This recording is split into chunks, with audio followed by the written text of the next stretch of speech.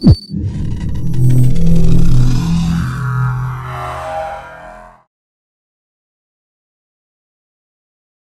ನೋಡ್ತಾ ಇದ್ದೀರಾ, ಇದು HCN ವಾಹಿನಿ ಅರ್ಪಿಸುವ HCN ನ್ಯೂಸ್. ನಾನು ಪಲ್ಲವಿ. ಈಗ ಮುಖ್ಯಾಂಶಗಳು.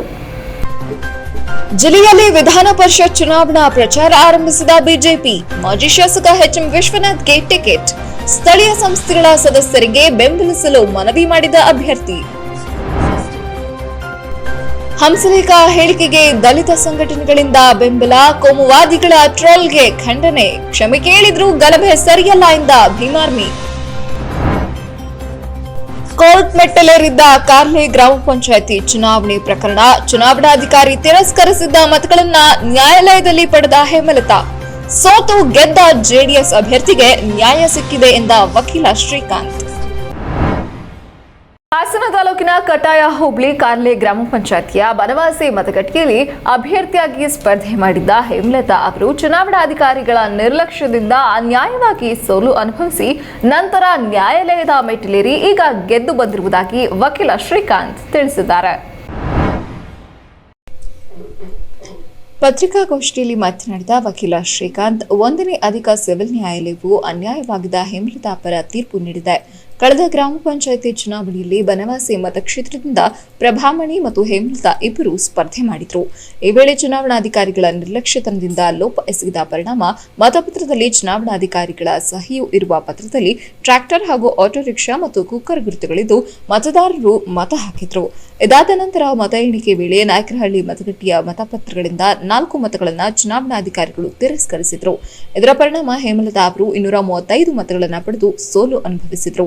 ಈ ಬಗ್ಗೆ ನ್ಯಾಯಾಲಯದಲ್ಲಿ ಪ್ರಕರಣ ದಾಖಲಿಸಿದಾಗ ಆಟೋ ರಿಕ್ಷಾ ಚಿಹ್ನೆಯ ಮೋಹನ್ ಕುಮಾರ್ ಅವರ ಮತ ಟ್ರ್ಯಾಕ್ಟರ್ ಗುರುತು ಹೇಮಲತಾ ಅವರದಾಗಿದ್ದು 4 ಮತಗಳನ್ನು ಗಣನೆಗೆ ತೆಗೆದುಕೊಂಡು ಪರಿಗಣಿಸಿ ಇಲ್ಲವೇ ಮರುಮತದಾನ ನಡೆಸಲು ಕರ್ನಾಟಕ ಪಂಚಾಯತ್ ರಾಜ್ ಕಾಯ್ದೆಯಡಿ ನ್ಯಾಯಾಲಯದಲ್ಲಿ ದಾವೆ ಹೂಡಲಾಗಿದ್ದು, ಕೊರೋನಾ ವೇಳೆಯೂ ಪ್ರಕರಣವನ್ನು ಆಲಿಸಿ ಕೇವಲ 9 ತಿಂಗಳಲ್ಲಿ ತೀರ್ಪು ಕೊಟ್ಟಿದೆ ಎಂದರು. ಈಗ ನ್ಯಾಯಾಲಯವು 4 ಮತಪತ್ರವನ್ನ ಮಾನ್ಯ ಮಾಡಿ 1 ಮತದಿಂದ ಪರಾಭವಗೊಂಡಿದ್ದ ಹೇಮಲತಾ ಅವರನ್ನ ಗೆಲುವು ಸಾಧಿಸಿದ ಅಭ್ಯರ್ಥಿ ಎಂದು ಘೋಷಣೆ ಮಾಡಲಾಗಿದ್ದು, ಪ್ರಭಾಮಣಿ ಅವರನ್ನ ಸೋಲು ಅನುಭವಿಸಿದ ಅಭ್ಯರ್ಥಿ ಎಂದು ಆದೇಶ ನೀಡಿರುವುದಾಗಿ ಮಾಹಿತಿ ನೀಡಿದರು. ನ್ಯಾಯಕ್ಕಾಗಿ ನ್ಯಾಯಾಲಯದಲ್ಲಿ ಪ್ರಕರಣ ದಾಖಲಿಸಿ ಈಗ ಅನ್ಯಾಯವಾದ ಹೇಮಲತಾ ಅವರಿಗೆ ನ್ಯಾಯ ದೊರಕಿದೆ ಎಂದು ಸಂತೋಷ ವ್ಯಕ್ತಪಡಿಸಿದರು.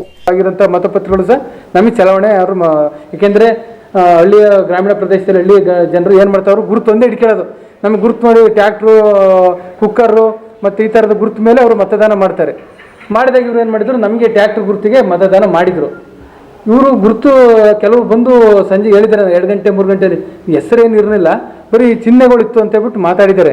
ಇವರು ಚುನಾವಣಾಧಿಕಾರಿಗಳು ಹೇಳಿಲ್ಲ, ಚುನಾವಣಾಧಿಕಾರಿಗಳು ಅದನ್ನು ಗಮನಿಸಿ ಏನೂ ಇಲ್ಲ. ಇವ್ರು ಏನು ಮಾಡಿದ್ರು, ಬ್ಯಾಲೆಟ್ ಪೇಪರ್ ಎಲ್ಲ ಹಾಕಿದ್ರು, ತಂದುಬಿಟ್ಟು DC ಇದು ಆರ್ಟ್ಸ್ ಕಾಲೇಜ್ಗೆ ಗ್ರೌಂಡ್ಗೆ ಇಟ್ಟಿದ್ರು. ಎಣಿಕೆ ಸ್ಟಾರ್ಟ್ ಆಯಿತು. ಈ ಎಣಿಕೆ ಆದ ಸಂದರ್ಭದಲ್ಲಿ ಗೆದ್ದಂಥ ಅಭ್ಯರ್ಥಿ 232 ಓಟ್ ತಗೊಂಡ್ರು. ನಾವು ಸೋತಂಥ ವ್ಯಕ್ತಿಗಳು 231 ಓಟ್ ತಗೊಂಡೆವು. ಅದರಲ್ಲಿ 6 ಮತಗಳನ್ನು ತಿರಸ್ಕೃತ ಮಾಡಿದರು. 6 ಮತಗಳಲ್ಲಿ 2 ಮತಪತ್ರಗಳು ಅದು ಮತ ಹೊಡಿತಾರೆ, ಅದರಲ್ಲಿ ಹೆಚ್ಚು ಕಮ್ಮಿ ಇದೆ ಹೋಗಲಿ. ಇನ್ನು 4 ಮತಪತ್ರಗಳಲ್ಲಿ ಸೇಮ್ ನಮ್ಮ ಟ್ಯಾಕ್ಟ್ರ್ ಗುರುತಿಗೆ 4 ಮತಗಳನ್ನು ಒತ್ತಿದ್ದಾರೆ. ಆ ಮತಪತ್ರಗಳನ್ನು ಒತ್ತಿದಾಗ ನಮಗೆ ಅವನು ಕೌಂಟ್ ಮಾಡಿದರೆ 235 ಓಟಲ್ಲಿ ನಾವು ಗೆಲ್ಲಬೇಕಾಗಿತ್ತು. ಈಗ ನಾವು 1 ಓಟಲ್ಲಿ ಸೋತಿತ್ತು. ಅದ್ರ ವಿರುದ್ಧ ನಾವು ಅಲ್ಲೇ ಚುನಾವಣಾಧಿಕಾರಿಗಳಿಗೆ ಈ ಥರ ನೀವು ಅಮಾನ್ಯಗೊಂಡಿರತಕ್ಕಂಥ ಮತಪತ್ರಗಳನ್ನು ನಮಗೆ ಸೇರಿಸಿ ನೀವು ನಮಗೆ ಅದನ್ನು ಮಾನ್ಯ ಮಾಡಬೇಕು ಅಂತ ಹೇಳ್ಬಿಟ್ಟು ನಾವು ಅಲ್ಲೇ ನಮ್ಮ ಸರ್ಕಾರಿ ಕಲಾಕಲಿನ ಒಂದು ಎಣಿಕೆ ಸಂದರ್ಭದಲ್ಲೂ ಸಹ ಮನವಿ ಮಾಡಿದ್ವಿ. ಆ ಮನವಿ ಮಾಡಿದ್ರು ಸಹ ಅದ್ರ ಬಗ್ಗೆ ಅವರು ನಮಗೆ ಮನವಿ ತಗೊಂಡ್ರೆ ಹೊರತು ಅದ್ರ ಬಗ್ಗೆ ನಮಗೇನು ಪರಿಶೀಲನೆ ಮಾಡಿಲ್ಲ. ಇದರಿಂದ ಆದೇಶದ ವಿರುದ್ಧ ನಾವೇನು ಮಾಡಿದ್ದು, ಹಾಸನದ 1ನೇ ಅಧಿಕ ಸಿವಿಲ್ ನ್ಯಾಯಾಲಯ ಹಿರಿಯ ವಿಭಾಗದ ನ್ಯಾಯಾಲಯದಲ್ಲಿ ಎಲೆಕ್ಷನ್ ಪಿಟಿಷನ್ ಸಂಖ್ಯೆ 2/2021ರಲ್ಲಿ ನಾವು ದಾವೆಯನ್ನು ಹೂಡಿದ್ದು. ಆ ದಾವೆ ಹೂಡಿದಾಗ ನಮಗೆ ಘನ ನ್ಯಾಯಾಲಯ ನಾವು ಕ್ವಶನ್ ಕೇಳಿದ್ದೇ ಇಷ್ಟು, ಏನು ಈ ನಡೆದಿರ್ತಕ್ಕಂಥ ಚುನಾವಣೆಯನ್ನು ಇದನ್ನು ರದ್ದುಗೊಳಿಸ್ಬೇಕು, ನಮ್ಮ ಸೋತಿರ್ತ ಅಭ್ಯರ್ಥಿಗಳನ್ನು ವಿಜೇತ ಅಭ್ಯರ್ಥಿ ಅಂತ ಘೋಷಣೆ ಮಾಡಬೇಕು, ಅಥವಾ ನ್ಯಾಯಾಲಯಕ್ಕೆ ಈ ಸೂಕ್ತ ಆಧಾರಗಳು ಸಿಗದ ಸಂದರ್ಭದಲ್ಲಿ ರಿಎಲೆಕ್ಷನ್ ಮಾಡಬೇಕು ಅಂತ ನಾವು ನ್ಯಾಯಾಲಯದಲ್ಲಿ ಕೇಳಿದ್ದೆವು. ಅದರಂತೆ ವಿವಾದಾಂಶ ರೆಡಿ ಆಯಿತು ನ್ಯಾಯಾಲಯದಲ್ಲಿ. ಮತ್ತು ಕ್ರಾಸ್ ಎಕ್ಸಾಮಿನೇಷನ್ ಸ್ಟಾರ್ಟ್ ಆಯಿತು. ಕ್ರಾಸ್ ಎಕ್ಸಾಮಿನೇಷನಲ್ಲಿ ನಮ್ಮ ರೆಸ್ಪಾಂಡೆಂಟ್ರು ಇದ್ದಾರೆ, ಚುನಾವಣಾಧಿಕಾರಿಗಳು ಮತ್ತು 2 ಮತ್ತು 3 ಅವರು ಕರೆಕ್ಟಾಗಿ ನೇರವಾಗಿ ಹೇಳಿದರು. ನ್ಯಾಯಾಲಯಕ್ಕೆ ಮನವರಿಕೆ ಥರ ಹೇಳಿದ್ರು. ಏನಪ್ಪ ಅಂತಂದರೆ, ಮತಪತ್ರಗಳನ್ನು ಪರಿಶೀಲಿಸಿ ಕ್ರಮ ಸಂಖ್ಯೆ ಅಭ್ಯರ್ಥಿ ಹೆಸರುಗಳನ್ನು ನೋಡೇ ಮತದಾರಿ ಕೊಡ್ತೀವಿ ಅನ್ನೋದ್ರೆ ನಿಜ. ಅಂದರೆ ಮತದಾನ ನಡೆಯೋ ಸಂದರ್ಭದಲ್ಲಿ ಮತಪತ್ರಗಳನ್ನ ನಾವು ನೋಡ್ತೀವಿ, ಕ್ರಮ ಸಂಖ್ಯೆಯಲ್ಲಿ ಚೆಕ್ ಮಾಡ್ತೀವಿ ಅಂತ ಹೇಳಿದರು. ಮತ್ತು ಈ ಏನು 6 ತಿರಸ್ಕೃತ ಮತಪತ್ರಗಳು ಸಹ ಬನವಾಸ ಮತಗಟ್ಟೆಯಲ್ಲೇ ಚಲಾವಣೆ ಆಗಿರೋ ಮತಪತ್ರಗಳು ಅಂತ ಅವರೇ ಒಪ್ಕೊಂಡ್ರು. ನಂತರದಲ್ಲಿ ಜಿಲ್ಲಾಧಿಕಾರಿ ಆರ್ ಗಿರೀಶ್ ಅವರಿಗೆ ಹೇಮಲತಾ ಬಗ್ಗೆ ಮಾಹಿತಿ ನೀಡಲಾಗಿದ್ದು, ಮುಂದಿನ ಸೂಚನೆ ಬರುವವರೆಗೂ ಕಾದು ನೋಡಬೇಕಾಗಿದೆ ಎಂದು ಹೇಳಿದರು. ಪತ್ರಿಕಾಗೋಷ್ಠಿಯಲ್ಲಿ ಕೋರ್ಟಿನಲ್ಲಿ ನ್ಯಾಯ ಪಡೆದ ಗ್ರಾಮ ಪಂಚಾಯಿತಿ ಸದಸ್ಯೆ ಹೇಮಲತಾ, ಲೋಕೇಶ್, ಮಂಜುನಾಥ್, ಜಗದೀಶ್ ಇತರರು ಉಪಸ್ಥಿತರಿದ್ದರು. HCN news Hassan. ಮಳೆಯ ಅಬ್ಬರಕ್ಕೆ ಭೂಮಿ ನೀರಿನಿಂದ ಮಣ್ಣು ಹೆಚ್ಚು ತೇವವಾಗಿ ರಸ್ತೆ ಬದಿ ಇದ್ದ ಮರವೊಂದು ರಸ್ತೆ ಮಧ್ಯೆ ಉರುಳಿ ಕೆಳಗೆ ಬಿದ್ದಿತು. ಈ ವೇಳೆ ದ್ವಿಚಕ್ರ ವಾಹನದಲ್ಲಿ ಸಂಚರಿಸುತ್ತಿದ್ದ ಮಹಿಳೆ ಕ್ಷಣಾರ್ಧದಲ್ಲಿ ಬಚಾವ್ ಆದ ಘಟನೆ ಶನಿವಾರ ಬೆಳಗ್ಗೆ ಹಾಸನದಲ್ಲಿ ನಡೆದಿದೆ. ಹಾಸನ ನಗರದ ಕೆಆರ್ಪುರಂ ಶಂಕರಮಠ ರಸ್ತೆಯ 9ನೇ ಅಡ್ಡರಸ್ತೆ ಮಹಿಳಾ ಮತ್ತು ಮಕ್ಕಳ ಕಲ್ಯಾಣ ಇಲಾಖೆ ಎದುರು ಇರುವ ಹಳೆಯದಾದ ಮರವೊಂದು ಧರೆಗೆ ಉರುಳಿ ಬಿದ್ದಿತು. ಈ ವೇಳೆ ಯಾವ ಪ್ರಾಣಹಾನಿ ಹಾಗೂ ಯಾವುದೇ ನಷ್ಟ ಸಂಭವಿಸಿರುವುದಿಲ್ಲ. 7ನೇ ವಾರ್ಡಿನ ನಗರಸಭಾ ಸದಸ್ಯ ಸಂತೋಷ್ ಮಾಧ್ಯಮಕ್ಕೆ ಮಾಹಿತಿ ನೀಡಿ, ಕೆಲ ದಿನಗಳ ಹಿಂದೆ ನಗರಸಭೆ ಅಧ್ಯಕ್ಷರು ಮತ್ತು ಆಯುಕ್ತರು ಹಾಗೂ ಸದಸ್ಯರು ಸೇರಿ ಸಭೆ ನಡೆಸಿ ನಗರಸಭೆ ವ್ಯಾಪ್ತಿಯಲ್ಲಿರುವ ಹಳೆ ಮರಗಳು ಅಪಾಯದ ಸ್ಥಿತಿಯಲ್ಲಿದೆ, ಅದನ್ನು ಗುರುತಿಸಿ ತೆರವು ಮಾಡುವ ಬಗ್ಗೆ ಅರಣ್ಯ ಇಲಾಖೆಗೆ ವರದಿ ಕೊಡಲಾಗಿತ್ತು. ಆದರೆ ಇದುವರೆಗೂ ಅಂತಹ ಯಾವ ಕಾರ್ಯಾಚರಣೆ ಮಾಡದೆ ಅರಣ್ಯ ಇಲಾಖೆ ನಿರ್ಲಕ್ಷ್ಯ ಪ್ರದರ್ಶಿಸಿದೆ ಎಂದು ದೂರಿದರು. ರಸ್ತೆ ಬದಿ ಇರುವ ಅನೇಕ ಹಳೆಯ ಮರಗಳು ಅಪಾಯದ ಸ್ಥಿತಿಯಲ್ಲಿದ್ದು, ಪ್ರಸ್ತುತದಲ್ಲಿ ಮಳೆ ಅಬ್ಬರ ಹೆಚ್ಚಿರುವುದರಿಂದ ಭೂಮಿಯು ನೀರಿನಲ್ಲಿ ಹೆಚ್ಚು ನೆನೆದು ಮಣ್ಣು ಕುಸಿತವಾಗಿ ಇಂತಹ ಮರಗಳು ಯಾವಾಗಲಾದರೂ ಬೀಳುವ ಸಂಭವ ಹೆಚ್ಚಿದ್ದು, ಈ ವೇಳೆ ದೊಡ್ಡ ಅನಾಹುತವೇ ಸಂಭವಿಸಬಹುದು ಎಂದ ಅವರು, ಕೂಡಲೇ ಅರಣ್ಯ ಇಲಾಖೆಯು ಎಚ್ಚೆತ್ತುಕೊಂಡು ಅಂತಹ ಮರಗಳನ್ನು ತೆರವು ಮಾಡುವ ಮೂಲಕ ಅನಾಹುತಗಳನ್ನು ತಪ್ಪಿಸಬೇಕು ಎಂದರು. ಮರ 9th ಕ್ಲಾಸ್ 9ನೇ ಕ್ಲಾಸ್ ಕೆಆರ್ಪುರಮಲ್ಲಿ ಮರ ಬಿದ್ದಿದೆ. ಇದನ್ನು ನಾವು ಮುಂಚೆನೆ ಆಯುಕ್ತರು ಮತ್ತು ಅಧ್ಯಕ್ಷರು ಕಮಿಟಿಲಿ ನಾವು ಇದನ್ನೆಲ್ಲ ಅಪಾಯಕಾರಿ ಮರಗಳೇನಿದೆ ಹಾಸನ ನಗರ ಸಿಟಿಲಿ ಇದನ್ನೆಲ್ಲ ನಾವು ಗುರುತು ಮಾಡಿ ನಾವು ಅರಣ್ಯ ಇಲಾಖೆಗೆ ಕಳಿಸೋಂಥ ಕೆಲಸ ನಾವು ಮಾಡಿದ್ವಿ. ಅವರು ಇಷ್ಟು ದಿನ ಆದರೂ ಕೂಡ ಅಪಾಯಕಾರಿ ಮರಗಳನ್ನ ತೆಗೆದೇ ಇರೋಂಥ ಒಂದು ಬೇಜವಾಬ್ದಾರಿ ಕೆಲಸನ ಅರಣ್ಯ ಇಲಾಖೆ ಮಾಡಿದೆ. ಇದರಿಂದ ಸಾರ್ವಜನಿಕರಿಗೆ, ಮಕ್ಕಳಿಗೆ ಮತ್ತು ವಾಹನಗಳಿಗೆ ತುಂಬ ತೊಂದರೆ ಮತ್ತು ಅನಾನುಕೂಲವಾಗೋ ಸಾಧ್ಯತೆ ಇದೆ. ಇವತ್ತು ಅಷ್ಟೇ ಜಸ್ಟ್ ಒಂದು ಕೂದಲೆಳೆ ಸಮಯದಲ್ಲಿ ಒಂದು ಗಾಡಿ ಪಾಸ್ ಆಗಿದೆ.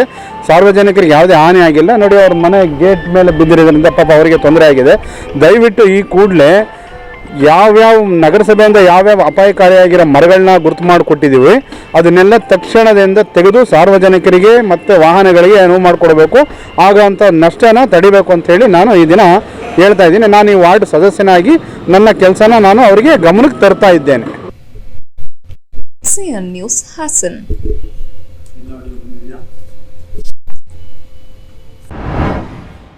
ಕೇಂದ್ರ ಸರ್ಕಾರ 3 ಕೃಷಿ ಕಾಯ್ದೆಯನ್ನ ಹಿಂಪಡೆದ ಹಿನ್ನೆಲೆಯಲ್ಲಿ ನವೆಂಬರ್ 22ರಂದು ವಿಜಯೋತ್ಸವದ ಆಚರಿಸಲಾಗುವುದೆಂದು ರೈತ ಸಂಘ ತಿಳಿಸಿದೆ.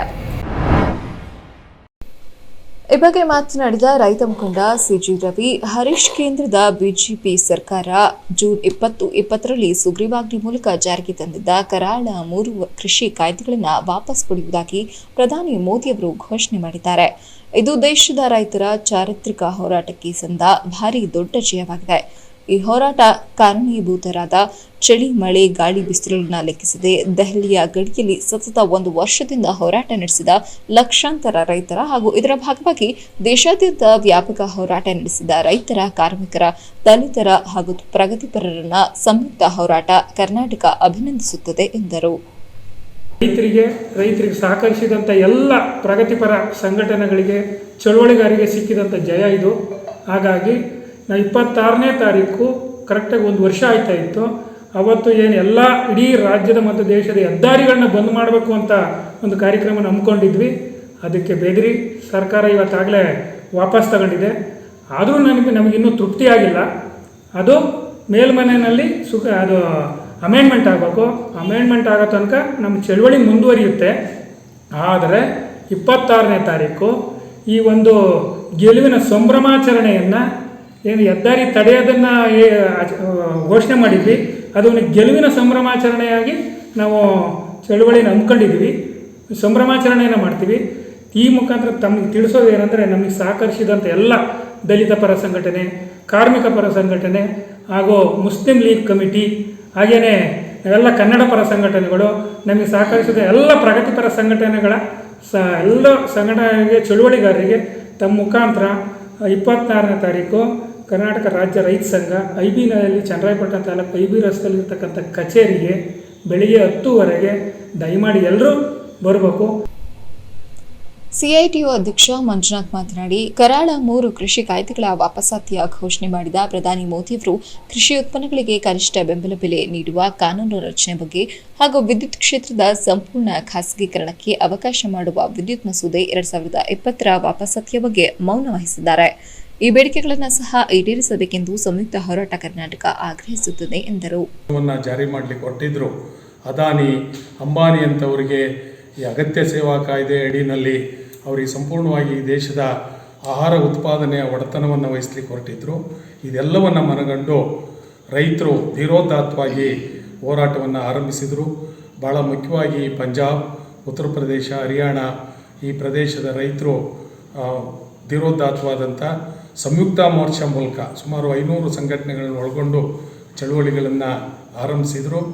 ಅದರ ನಂತರದಲ್ಲಿ ಸರ್ಕಾರ ಈ ಚಳುವಳಿಯನ್ನು ಮುರಿಲಿಕ್ಕೆ, ಈ ಕಾರ್ಪೊರೇಟ್ ಕಂಪನಿಗಳ ಪರವಾಗಿ ಕೆಲಸ ಮಾಡಲಿಕ್ಕೆ ಕಟಿಬದ್ಧತೆ ಇದ್ದದ್ರಿಂದ ಈ ಚಳುವಳಿಯನ್ನು ದಮನ ಮಾಡಲಿಕ್ಕೆ ಪ್ರಯತ್ನ ಮಾಡಿದರು. ಈ ದಮನದ ವಿರುದ್ಧ ಕೂಡ ಅಲ್ಲಿಯ ರೈತರು ಸಂಘಟಿತವಾಗಿ ಹೋರಾಟವನ್ನು ಮುಂದುವರಿಸಿದರು.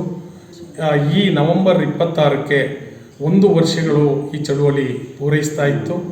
ಈ ಸಂದರ್ಭದಲ್ಲಿ ಪುನಃ ಧೀರೋದಾತ್ತವಾದಂಥ ಹೋರಾಟವನ್ನು ಈ ಕಾಯ್ದೆ ವಾಪಸ್ ಪಡೆಯುವವರೆಗೂ ನಾವು ಇಲ್ಲಿಂದ ಹೋಗೋದಿಲ್ಲ ಅಂತಕ್ಕಂಥ ಹೋರಾಟವನ್ನು ಮುಂದುವರಿಸಲಿಕ್ಕೆ ದೇಶವ್ಯಾಪಿ ಈಗ ಹೆದ್ದಾರಿ ಬಂದ್ಗಳಿಗೆ ಕರೆ ಕೊಟ್ಟು ತೀವ್ರಗೊಳಿಸ್ತಾ ಇರೋ ಈ ಸಂದರ್ಭದಲ್ಲಿ ಏನು 1 ವರ್ಷದಿಂದ ಏನು ಚಳವಳಿ ಕುಂತಿದ್ದಾರೆ ನಮ್ಮ ರೈತರುಗಳಲ್ಲಿ, ಇದಕ್ಕೆ ಜಯ ಸಿಕ್ಕಿದೆ. ಇವತ್ತು ಏನು 26ನೇ ತಾರೀಕು ಏನು ಮತ್ತೆ ಹೆದ್ದಾರಿ ಬಂದ್ಗೆ ಕರೆ ಕೊಟ್ಟಿದ್ದೋ ಅದರಿಂದ ಇವರು ಮುಂದೆ ಅನಾಹುತ ಆಗುತ್ತೆ ಅಂತ ಮೋದಿಯವರು ವಾಪಸ್ ತಗೊಂಡಿದ್ದಾರೆ. ಇದಕ್ಕೆ ರೈತರಿಗೆ ಯಾವತ್ತು ಜಯ ಸಿಗುತ್ತೆ ಅಂತ ಇದಕ್ಕೆ ಉದಾಹರಣೆ ಆಗಿದೆ. ಯಾವುದೇ ಗೌರ್ಮೆಂಟ್ ಬರಲಿ, ರೈತರಿದ್ದರೆ ಯಾವುದೂ ಉಳಿಯಲ್ಲ ಅಂತ ಗೊತ್ತಿದೆ. ಅದರಿಂದ ಏನು 26ನೇ ತಾರೀಕು ನಾವು ಇಲ್ಲಿ ಏನು ನಮ್ಮ ರೈತ ಸಂಘದ ಇಲ್ಲಿ ರೈತ ಸಂಘದ ಆಫೀಸ್ ಇದೆ, ಇಲ್ಲಿಂದ ಪ್ರಗತಿಪರ ಸಂಘಟನೆ ಎಲ್ಲ, ದಲಿತ ಸಂಘ, ಬೀದಿ ವ್ಯಾಪಾರ ಸಂಘ, ಎಲ್ಲ ಸಂಘ, ಅವತ್ತು ಏನೇನು ಮುಸ್ಲಿಂ ಕಮಿಟಿ ಎಲ್ಲ ಬಂದಿದ್ರು.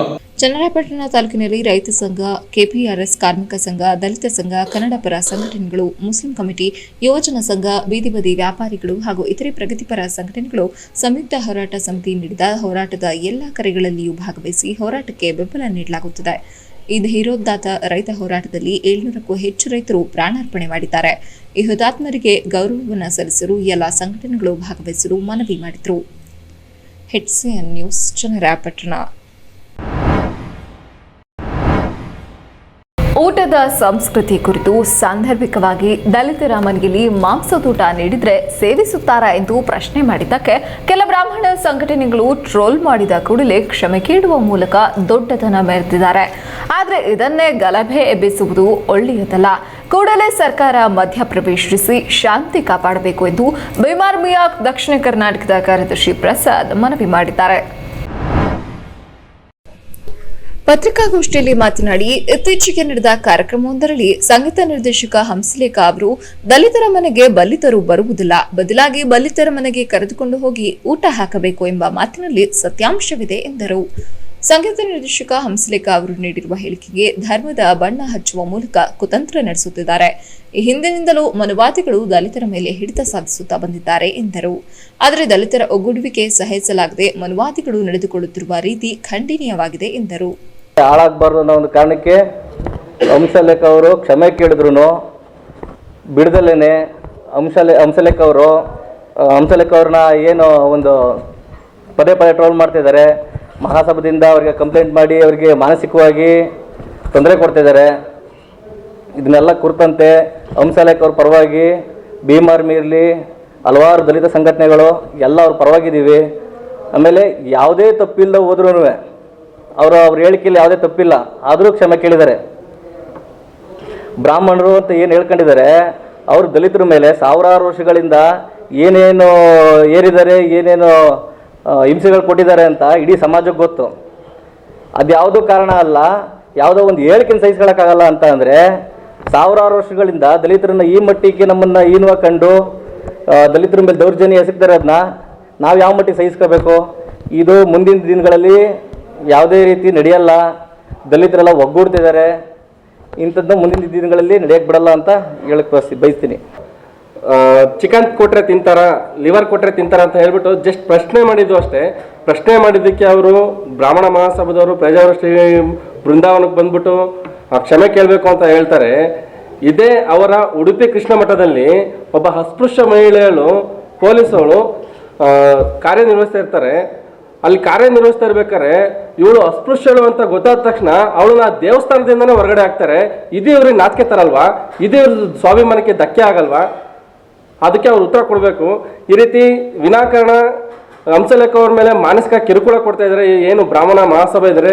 ಈ ಸಂಘಟನೆಯನ್ನು ಸರ್ಕಾರ ಮಧ್ಯಸ್ಥಿಕೆ ವಹಿಸಿ ಈ ಸಂಘಟನೆ ನಿಷೇಧ ಮಾಡಬೇಕು. ಹಾಗೂ ಹಂಸಲೇಖ ಅವರು ಯಾವುದೇ ಕಾರಣಕ್ಕೂ ಎದುರಂತ ಕೆಲಸ ಮಾಡಬೇಡಿ, ಯಾವುದಕ್ಕೂ ದುಡ್ಡಿಗೆಡಬೇಡಿ. ನಿಮ್ಮ ಜೊತೆ ಭೀಮ್ ಆರ್ಮಿ ಕರ್ನಾಟಕ ಹಾಗೂ ಎಲ್ಲಾ ದಲಿತ ಪರ ಸಂಘಟನೆಗಳು ನಾವು ನಿಮ್ಮ ಜೊತೆ ಇದ್ದೀವಿ. ಈ ಬಗ್ಗೆ ಬೃಂದಾವನಕ್ಕೆ ಬಂದು ಹಂಸಲೇಖ ಅವರು ಕ್ಷಮೆ ಕೇಳಬೇಕೆಂದು ಬ್ರಾಹ್ಮಣ ಮಹಾಸಭಾದ ನಡೆಗೆ ಆಕ್ರೋಶ ವ್ಯಕ್ತಪಡಿಸಿದರು.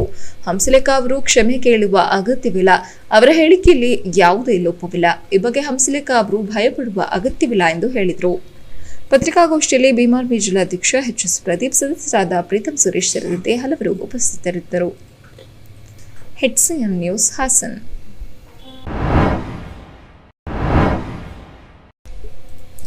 ಹಂಸಲೇಖರವರ ಸಾಮಾಜಿಕ ನ್ಯಾಯದ ಹೇಳಿಕೆ ಬೆಂಬಲಿಸಿ ಹಾಗೂ ಅವರ ಮೇಲಿನ ಕೋಮುದಾಳಿಯನ್ನು ಖಂಡಿಸಿ ಹೊಳೆನರಸೀಪುರದಲ್ಲಿ ದಲಿತ ಹಾಗೂ ಪ್ರಗತಿಪರ ಸಂಘಟನೆಗಳ ಒಕ್ಕೂಟದಿಂದ ಪ್ರತಿಭಟನಾ ಕಾರ್ಯಕ್ರಮ ಹಮ್ಮಿಕೊಂಡಿದ್ದರು. ಹೊಳೆನರಸೀಪುರ ಪಟ್ಟಣದ ಗಾಂಧಿ ವೃತ್ತದಲ್ಲಿ ಮಾನವ ಸರಪಳಿ ಮಾಡಿ ಹಂಸಲೇಖ ಪರ ಘೋಷಣೆ ಕೂಗಿ ತಹಸೀಲ್ದಾರ್ ಕಚೇರಿಯ ಹತ್ತಿರ ಹೋಗಿ ಮನವಿ ಸಲ್ಲಿಸಿದರು. ಹಂಸಲೇಖರವರ ಹೇಳಿಕೆ ಸರಿಯಾಗಿದೆ, ಇನ್ನು ಮುಂದೆ ಯಾವುದೇ ಕಾರಣಕ್ಕೂ ನಾವು ಹಿಂದೆ ಸರಿಯಲ್ಲ, ನಾವು ಕಾನೂನಾತ್ಮಕ ಹೋರಾಟ ಮಾಡಲು ಸಿದ್ಧ ಎಂದು ಡಿಎಸ್ಎಸ್ ರಾಜ್ಯ ಸಂಚಾಲಕ ಸೋಮಶೇಖರ್ ಗುಡುಗಿದರು. ಮಾಂಸಾಹಾರವನ್ನ ಬ್ರಾಹ್ಮಣರು ಸೇವಿಸುವುದಕ್ಕೆ ಆಗಲ್ಲ ಎಂದಿರುವ ಹಂಸಲೇಖ ಹೇಳಿಕೆ ಯಾವುದೇ ರೀತಿಯಲ್ಲೂ ತಪ್ಪಲ್ಲ. ಹಂಸಲೇಖರವರು ಕ್ಷಮೆ ಕೇಳಬಾರದಿತ್ತು. ಈ ವಿಚಾರದಲ್ಲಿ ಹಂಸಲೇಖ ಪರ ನಿಲ್ಲುತ್ತೇವೆ ಎಂದು ಮಾದಿಗದಂಡೂರದ ನಾಗರಾಜ್ ಹೇಳಿದ್ದಾರೆ. ಅಂತೇಳಿ ಕ್ಷಮೆ ಕೇಳ್ತಾರೆ, 2 ಬಾರಿ ಕ್ಷಮೆ ಕೇಳ್ತಾರೆ. ಕ್ಷಮೆ ಕೇಳಿದ್ರು ಕೂಡ ಕ್ಷಮಿಸ್ತಕ್ಕಂಥ ಗುಣ ಭೂಮಿ ತಾಯಿನೇ ಕೂಡ ಕ್ಷಮಿಸ್ತಾಳೆ. ಒಂದು ಸಣ್ಣ ಮಾತಿಗೆ ಕ್ಷಮಿಸ್ತಕ್ಕಂಥ ಗುಣ ಇದ್ದಿರ್ತಕ್ಕಂಥ ನಿಜವಾದ ರಾಕ್ಷಸತ್ವ, ಮನುಷ್ಯ ವಿರೋಧಿಯಾಗಿರ್ತಕ್ಕಂಥ ಬ್ರಾಹ್ಮಣ್ಯ, ಆ ಬ್ರಾಹ್ಮಣ್ಯದ ಬ್ರಾಹ್ಮಣ ಮಹಾಸಂಘದವರು ನೀವು ಅವ್ರ ಮೇಲೆ FIR ದಾಖಲೆ ಮಾಡ್ತೀರಿ. ಇದೇ ವಿಚಾರವಾಗಿ ಅದ್ಯಾರೋ ಸಾಮಾಜಿಕ ಜಾಲತಾಣದಲ್ಲಿ ಅವಾಗವಾಗ ತನ್ನ ಮುಖ ತೋರಿಸ್ತಕ್ಕಂಥ ವಕೀಲೆ ಮೀರಾ ರಾಘವೇಂದ್ರ ಅಂತಕ್ಕಂಥವ್ರು ಮನುಷ್ಯರು ಕುರಿ ಫ್ರೈನ ತಿಂತಾರ, ಕೋಳಿ ಫ್ರೈನ ತಿಂತಾರ ಅಂತ ಕೇಳ್ತಿದ್ದಾರೆ. ಅಮ್ಮ ತಾಯಿ ನೀನು ತಿಂತಾರೋ ಇಲ್ವೋ ಅಂತ ಗೊತ್ತಿಲ್ಲ ನಮಗೆ, ತಿನ್ನೋ ಜನ ಬಹುಸಂಖ್ಯಾತರು ನಾವು ಇದ್ದೀವಿ. ಅದನ್ನು ಮಾಂಸ ತಿನ್ನೋರೆಲ್ಲ ನೀನು ರಾಕ್ಷಸರು ಅಂತ ಹೇಳ್ತೀಯಲ್ಲ, ಅದು ನಮ್ಮ ಮಾಂಸಾಹಾರಿಗಳ ಭಾವನೆಗೆ ನಮ್ಮ ಜೀವನಕ್ಕೆ ಧಕ್ಕೆ ಆಗೋದಿಲ್ವಾ? ಅದೇ ರೀತಿ ಇಲ್ಲಿ ಬಂದಿರೋದು ದಲಿತ ಮತ್ತು ಬಲಿತರ ವಿಚಾರ. ಈ ವಿಚಾರವಾಗಿ ಮಾತನಾಡ್ತಕ್ಕಂಥ ಸಂದರ್ಭದಲ್ಲಿ ಏನು ಒಬ್ಬ ಮಾನಸಿಕ ರೋಗ ಇರ್ತಕ್ಕಂಥ ಒಬ್ಬ ಸಂಸದ ಪ್ರತಾಪ್ ಸಿಂಹ ಹೇಳ್ತಾನೆ, ಇಲ್ಲಿ ದಲಿತರ ಬಗ್ಗೆ ಮಾತಾಡಬೇಕು, ಬಲಿತರ ಬಗ್ಗೆ ಮಾತಾಡಬೇಕು. ಮುಸ್ಲಿಮ್ಸ್ ವಿಚಾರ ಹೇಳ್ಕೊಂಡು ಮುಸ್ಲಿಮ್ಸ್ರಿಗೆ ಮನೆಗೆ ಬಂದರೆ ಹಂದಿ ಮಾಂಸ ಹಾಕ್ತೀರಾ ಅಂತ ಕೇಳ್ತಾನೆ. ಇದು ಅವನ ಬಾಲಿಶತನವನ್ನು ತೋರಿಸುತ್ತೆ. ಆದ್ದರಿಂದ ನಾವು ಹಂಸಲೇಖ ಅವರ ಹೇಳಿಕೆಯಿಂದ ಯಾವುದೇ ಥರದ ಆಗಬಾರ್ದು ಅನಾಹುತಗಳೇನಾಗಿಲ್ಲ, ಯಾರ ಮನಸ್ಸಿಗೂ ಪೆಟ್ಟು ಕೊಟ್ಟಿಲ್ಲ. ನೀವು ಅವ್ರು ತಿನ್ನೋದಿಲ್ಲ ಹಂಸಲೇಖ ಅವರೇ, ತಿಳ್ಕೊಳ್ಳಿಂದ ನೀವು ಹೇಳಿದ್ರೆ ಮುಗಿದೋಗ್ತಿತ್ತು. ಅದನ್ನು ಬಿಟ್ಟು ನಿಮ್ಮ ನೈಜ ಕ್ರೂರತನವನ್ನು ಬ್ರಾಹ್ಮಣ್ಯ ಮಹಾಸಭೆ ಮೆರೆದಿದೆ. ಆದ್ದರಿಂದ ನಾವು ಹಂಸಲೇಖ ಅವ್ರ ಪರ ನಿಲ್ತೀವಿ. ಹಂಸಲೇಖ ಅವ್ರ ಪರ ಅಲ್ಲ, ಈ ದೇಶದ ಸಂವಿಧಾನ ಪರ ಯಾರೇ ಮಾತಾಡಿದ್ರು ಅವ್ರ ಪರ ನಾವೆಲ್ಲ ನಿಂತೇ ಇರ್ತೀವಿ. ಮಾಂಸಾಹಾರಿಗಳ ಭಾವನೆಗೆ ಧಕ್ಕೆ ತಂದಿರತಕ್ಕಂಥ ಮೀರಾ ರಾಘವೇಂದ್ರನ ವಿರುದ್ಧ ಹಾಗೂ ಮುಸ್ಲಿಂ ವಿರುದ್ಧ ಪದೇ ಪದೇ ಕೋಭಾವನೆ ಕೇಳಿಸತಕ್ಕಂಥ ಪ್ರತಾಪ್ ಸಿಂಹನ ವಿರುದ್ಧ ಹಾಗೂ ಹಂಸಲೇಖರ ವಿರುದ್ಧ ದೂರು ನೀಡಿರತಕ್ಕಂಥ ಬ್ರಾಹ್ಮಣ ಮಹಾಸಂಘದ ಉಪಾಧ್ಯಕ್ಷ ಕೃಷ್ಣರಾಜು ವಿರುದ್ಧ ಮೈಸೂರು ಯೂನಿವರ್ಸಿಟಿಯಲ್ಲಿ ಒಂದು ಕಾರ್ಯಕ್ರಮದಲ್ಲಿ ಮಾತಾಡ್ತಾ ಹೇಳಿದ್ದಾರೆ. ತಮ್ಮ ಮನದಾಳದ ಮಾತನ್ನು ಸಹ ಹೇಳಿದ್ದಾರೆ. ಅದನ್ನು ಏನಂತ ಹೇಳಿದ್ದಾರೆ ಅಂತ ಹೇಳಿದರೆ, ಈ ಭಗವದ್ಗೀತೆ ಅದರಿಂದ ಏನು ಉಪಯೋಗ ಆಗಲಿಲ್ಲ, ಬಡವರ ಗೀತ ಆದಂತಹ ಸಂವಿಧಾನದಿಂದ ನಾನು ಎಲ್ಲವನ್ನೂ ಪಡ್ಕೊಂಡಿದ್ದೇನೆ ಅಂತೇಳಿ ಮಾತು ಹೇಳಿದ್ದಾರೆ. ಎರಡನೇದಾಗಿ, ದಲಿತರ ಮನೆಗೆ ಹೋದರೆ ಏನು ಪ್ರಯೋಜನವಿಲ್ಲ, ಬಲಿತರ ಮನೆಗೆ ಕರೆದುಕೊಂಡು ಉಪಚಾರ ಮಾಡಿದರೆ ಅದು ನಿಜವಾದಂಥ ಇದು ಪ್ರಜಾಪ್ರಭುತ್ವ ಅಂತ ಸಹ ಹೇಳಿದ್ದಾರೆ ಹಂಸಲೇಖ ಅವರು. ಇನ್ನೊಂದು ಮಾತು ಹೇಳಿದ್ದಾರೆ, ಈ ಡೆಮಾಕ್ರಸಿ ಆಗ್ತಿದೆ ಅಂತೇಳಿ ಈ ಮಾತನ್ನು ಸಹ ಹೇಳಿದ್ದಾರೆ. ಬಂಧುಗಳೇ, 1982ರಲ್ಲಿ ಬಸವಲಿಂಗಪ್ಪನವರು ಒಂದು ಮಾತು ಹೇಳಿದ್ದಾರೆ ಪೇಜಾವರ ಶ್ರೀಗಳೇ, ನೀವು ದಲಿತರ ಮನೆಗಳಿಗೆ, ದಲಿತರ ಕೇರಿಗಳಿಗೆ ಹೋಗೋದನ್ನು ಬಿಡಿ, ನಿಮಗೆ ದಲಿತರ ಬಗ್ಗೆ ಕಾಳಜಿ ಇದ್ರೆ ನೀವು ಮಠಕ್ಕೆ ಕರ್ಕೊಂಡು ಹೋಗ್ಬಿಟ್ಟು ಅಲ್ಲಿ ದಲಿತರಿಗೆ ಒಂದು ಸ್ಥಾನವನ್ನು ಕೊಡಿ ಅಂತ ಹೇಳಿದ್ದಾರೆ. ಈ ಬೂಟಾಟಿಕೆಯನ್ನು ಬಿಡಿ ಅಂತ ಹೇಳಿ ನಿಮ್ಮೆಲ್ಲರ ರಾಜಕೀಯ ಗುರು ಬಸವಲಿಂಗಪ್ಪ ಮಾತನಾಡಿದ್ದಾರೆ. ಬಂಧುಗಳೇ, ಈ ಬ್ರಾಹ್ಮಣರು ಋಗ್ವೇದದಲ್ಲಿ, ಯಜುರ್ವೇದದಲ್ಲಿ, ಸಾಮವೇದದಲ್ಲಿ ಪೂರ್ವಿಕರಲ್ಲಿ ಅವರು ಈ ದನವನ್ನು ತಿಂತ ಇದ್ರು. ದನದ ಯಾವ ಭಾಗವನ್ನು ತಿನ್ನಬೇಕು ಅಂತ ಹೇಳಿ ಅನ್ನೋದನ್ನ ಋಗ್ವೇದದಲ್ಲಿ ಅವರೇ ಬರೆದಿದ್ದಾರೆ. ಯಜ್ಞ ಯಾಗಾದಿಗಳಿಗೆ ದನವನ್ನು ಬಲಿಯನ್ನು ಕೊಡ್ತಿದ್ರು ಇವರು. ಅಂತ ಸಂದರ್ಭದಲ್ಲಿ ನಮ್ಮ ಆಹಾರ ಪದ್ಧತಿಯನ್ನ ಟೀಕೆ ಮಾಡಲಿಕ್ಕೆ ಇದು ಯಾವ ನೈತಿಕತೆ ಇಲ್ಲ. ಬ್ರಾಹ್ಮಣರೇ, ಈಗಲೂ ಸಹ ದಲಿತರು ಮೀಸೆ ಬಿಟ್ಟಿದ್ದೀರಿ ಅಂತ ಹೇಳ್ಬಿಟ್ಟು ಅವರನ್ನ ಕೊಲೆ ಮಾಡ್ತೀರಿ. ದಲಿತರು ಬಲಗೈಗೆ ವಾಚ್ ಕಟ್ಟಿದ್ದೀರಿ ಅಂತ ಕೊಲೆ ಮಾಡ್ತೀರಿ. ಅವ್ರ ಕುದುರೆ ಮೇಲೆ ಹೋಗ್ತಾರೆ ಅಂತೇಳಿ ಸಹ ನೀವು ಕೊಲೆ ಮಾಡ್ತೀರಿ. ಅಂತರ್ಜಾತಿ ವಿವಾಹ ಆಗ್ತಿದ್ದಾರೆ ಅಂತ ಹೇಳಿಬಿಟ್ರೆ ನೀವು ಮರ್ಯಾದೆ ಹೀಡಿನ ಹೆಸರಲ್ಲಿ ನೀವು ಕೊಲೆ ಮಾಡ್ತಿದ್ರಿ. ನಿಮ್ಗೇನು ನೈತಿಕತೆ ಇದೆ ಬ್ರಾಹ್ಮಣರ? ನೀವು ಮನುಸ್ಮೃತಿ ಏನು ಮಾಡ್ತು ಅಂತ ಗೊತ್ತಿಲ್ಲ. ಆದರೆ ಭಾರತ ಸಂವಿಧಾನ ಈ ದೇಶದ ಸರ್ವ ಜನರಿಗೂ ಸಮಾನತೆಯನ್ನು ಕೊಟ್ಟಿದೆ. ಆದರೆ ಏನಿವತ್ತು ಪೇಜಾವರ ಶ್ರೀಗಳು ಇವತ್ತು ನಮ್ಮನ್ನು ಅಗಲಿದ್ದಾರೆ ಅವರು. ಆದರೆ ಪೇಜಾವರ ಶ್ರೀಗಳು ದಲಿತ ಕಾಲೋನಿಗಳಿಗೆ, ದಲಿತರ ಮನೆಗೆ ವಾಸ್ತವ್ಯ ಹೂಡಲಿಕ್ಕೆ ಬರ್ತಾಯಿದ್ರು. ಆದರೆ ಅವರು ದಲಿತರು ಬಳಸುವಂಥ ಆಹಾರವನ್ನು ಮಾತ್ರ ಸೇವಿಸ್ತಿಲ್ಲ. ಅದು ನಾಟಕೀಯ ಬೆಳವಣಿಗೆ.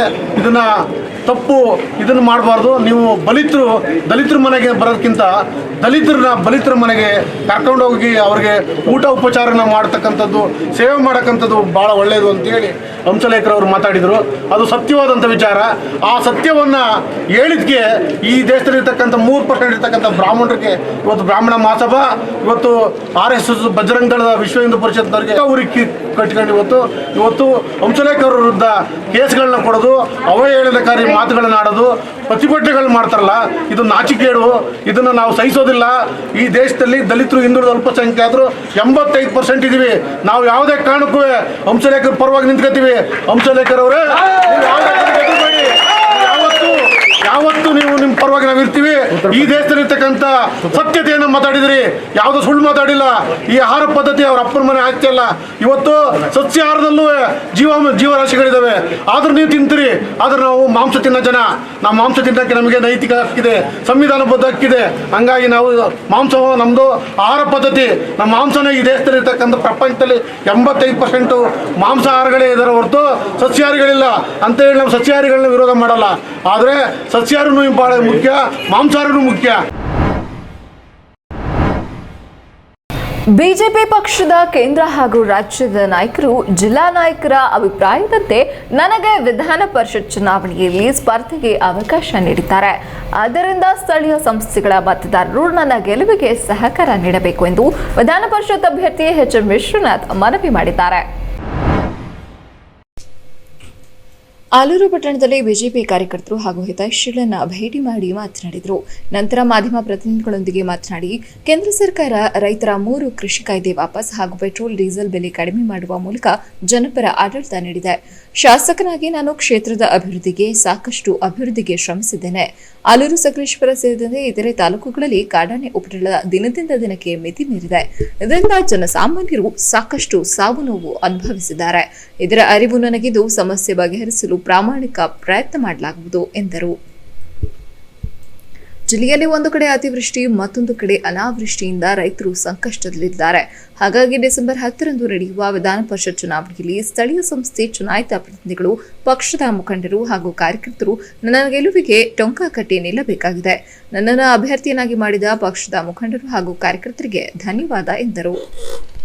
ನಾನು ಅವರಿಗೆ ಹೇಳಿದ್ದೆ, ನೀವು ಯಾರಿಗೆ ಮಾಡಿದರೂ ಕೂಡ ನಮ್ಮದು ಬೆಂಬಲ ಇದೆ, ನಾನು ಸಹಾಯ ಮಾಡಿ ನನ್ನ ಕೆಲಸ ಮಾಡ್ತೀನಿ ಅಂತ. ಆದರೆ ರಾಜ್ಯದ ಮತ್ತು ರಾಷ್ಟ್ರದ ನಾಯಕರು, ಜಿಲ್ಲೆಯ ನಾಯಕರ ಅಭಿಪ್ರಾಯದ ಪ್ರಕಾರ ನನಗೆ ಹಾಸನ ಜಿಲ್ಲೆಯ ವಿಧಾನ ಪರಿಷತ್ ಸ್ಥಾನವನ್ನು ಕೊಟ್ಟಿದ್ದಾರೆ. ನಾನು ಅಂದ್ಕೊಳ್ತೀನಿ ಇದಕ್ಕಿಂತ ದೊಡ್ಡ ಒಂದು ಕೊಡುಗೆ ಈ ಭಾರತೀಯ ಜನತಾ ಪಕ್ಷ ಬೇರೊಂದಿಲ್ಲ ನನಗೆ ಕೊಟ್ಟಿರೋದು. ನಾನು ಆ ಕಾರಣಕ್ಕೆ ಸಮಸ್ತ ಹಾಸನ ಜಿಲ್ಲೆಯ ಎಲ್ಲ ನನ್ನ BJPಯ ಕಾರ್ಯಕರ್ತರು ಮತ್ತು ಜನನಾಯಕರಿಗೆ ಧನ್ಯವಾದ ಹೇಳ್ತೀನಿ. ನನಗೆ ಒಂದು ನಂಬಿಕೆ ಇದೆ, ಪ್ರಧಾನಮಂತ್ರಿ ಮೋದಿಯವರು ಈಗಾಗಲೇ ಕೃಷಿ ಕಾಯ್ದೆ ಅದು ಜನರಿಗೆ ಪರ ಆಗಲ್ಲ ಅಂತ ಜನಾಭಿಪ್ರಾಯ ಬಂತು ಅನ್ನೋ ಕಾರಣಕ್ಕೆ ಅದನ್ನು ವಾಪಸ್ ತೆಗೆದಿದ್ದಾರೆ. ಜೊತೆಗೆ ಡೀಸೆಲ್ ಪೆಟ್ರೋಲ್ ಬೆಲೆಯನ್ನು ಕೂಡ ಕಮ್ಮಿ ಮಾಡಿದ್ದಾರೆ. ರಾಜ್ಯ ಸರ್ಕಾರವನ್ನು ಕೂಡ ಕಮ್ಮಿ ಮಾಡಿದೆ ಡೀಸೆಲ್ ಬೆಲೆ. ಸೊ ಒಂದು ಜನಪರವಾದ ಆಡಳಿತ ಕೊಡ್ತಾ ಇರೋದ್ರಿಂದ ಜನಪರವಾದ ಆಡಳಿತಕ್ಕೆ ಹಾಸನ ಜಿಲ್ಲೆ ಜ್ವಲಂತವಾದ ಸಮಸ್ಯೆ ಇದೆ, ವಿಚಿತ್ರವಾದ ಸಮಸ್ಯೆ ಇದೆ. ನಾನೀಗ ಬರಬೇಕಾದ್ರೆ ದಾರಿಯಲ್ಲಿ 45 ಆನೆಗಳು ಸಿಕ್ಕಿದ್ವು. ಹಗಲೇ 45 ಆನೆಗಳು ಊರೊಳಗೆ ನುಗ್ತಾ ಇತ್ತು. ಒಂದು ಕಡೆ ಆನೆ ಸಮಸ್ಯೆ, ಇನ್ನೊಂದು ಕಡೆ ಅತಿವೃಷ್ಟಿ, ಅನಾವೃಷ್ಟಿ, ಅರಸೀಕೆರೆಗೆ ಹೋದರೆ ತೆಂಗಿನ ಸಮಸ್ಯೆ, ಬೇಲೂರಿನಲ್ಲಿ ಹೋದರೆ ಜೋಳದ ಸಮಸ್ಯೆ. ಹೀಗೆ ಈ ಜಿಲ್ಲೆಯ 7 ವಿಧಾನಸಭಾ ಕ್ಷೇತ್ರ 8 ತಾಲೂಕಲ್ಲಿ ಅನೇಕ ಥರದ ಸಮಸ್ಯೆಗಳಿದೆ.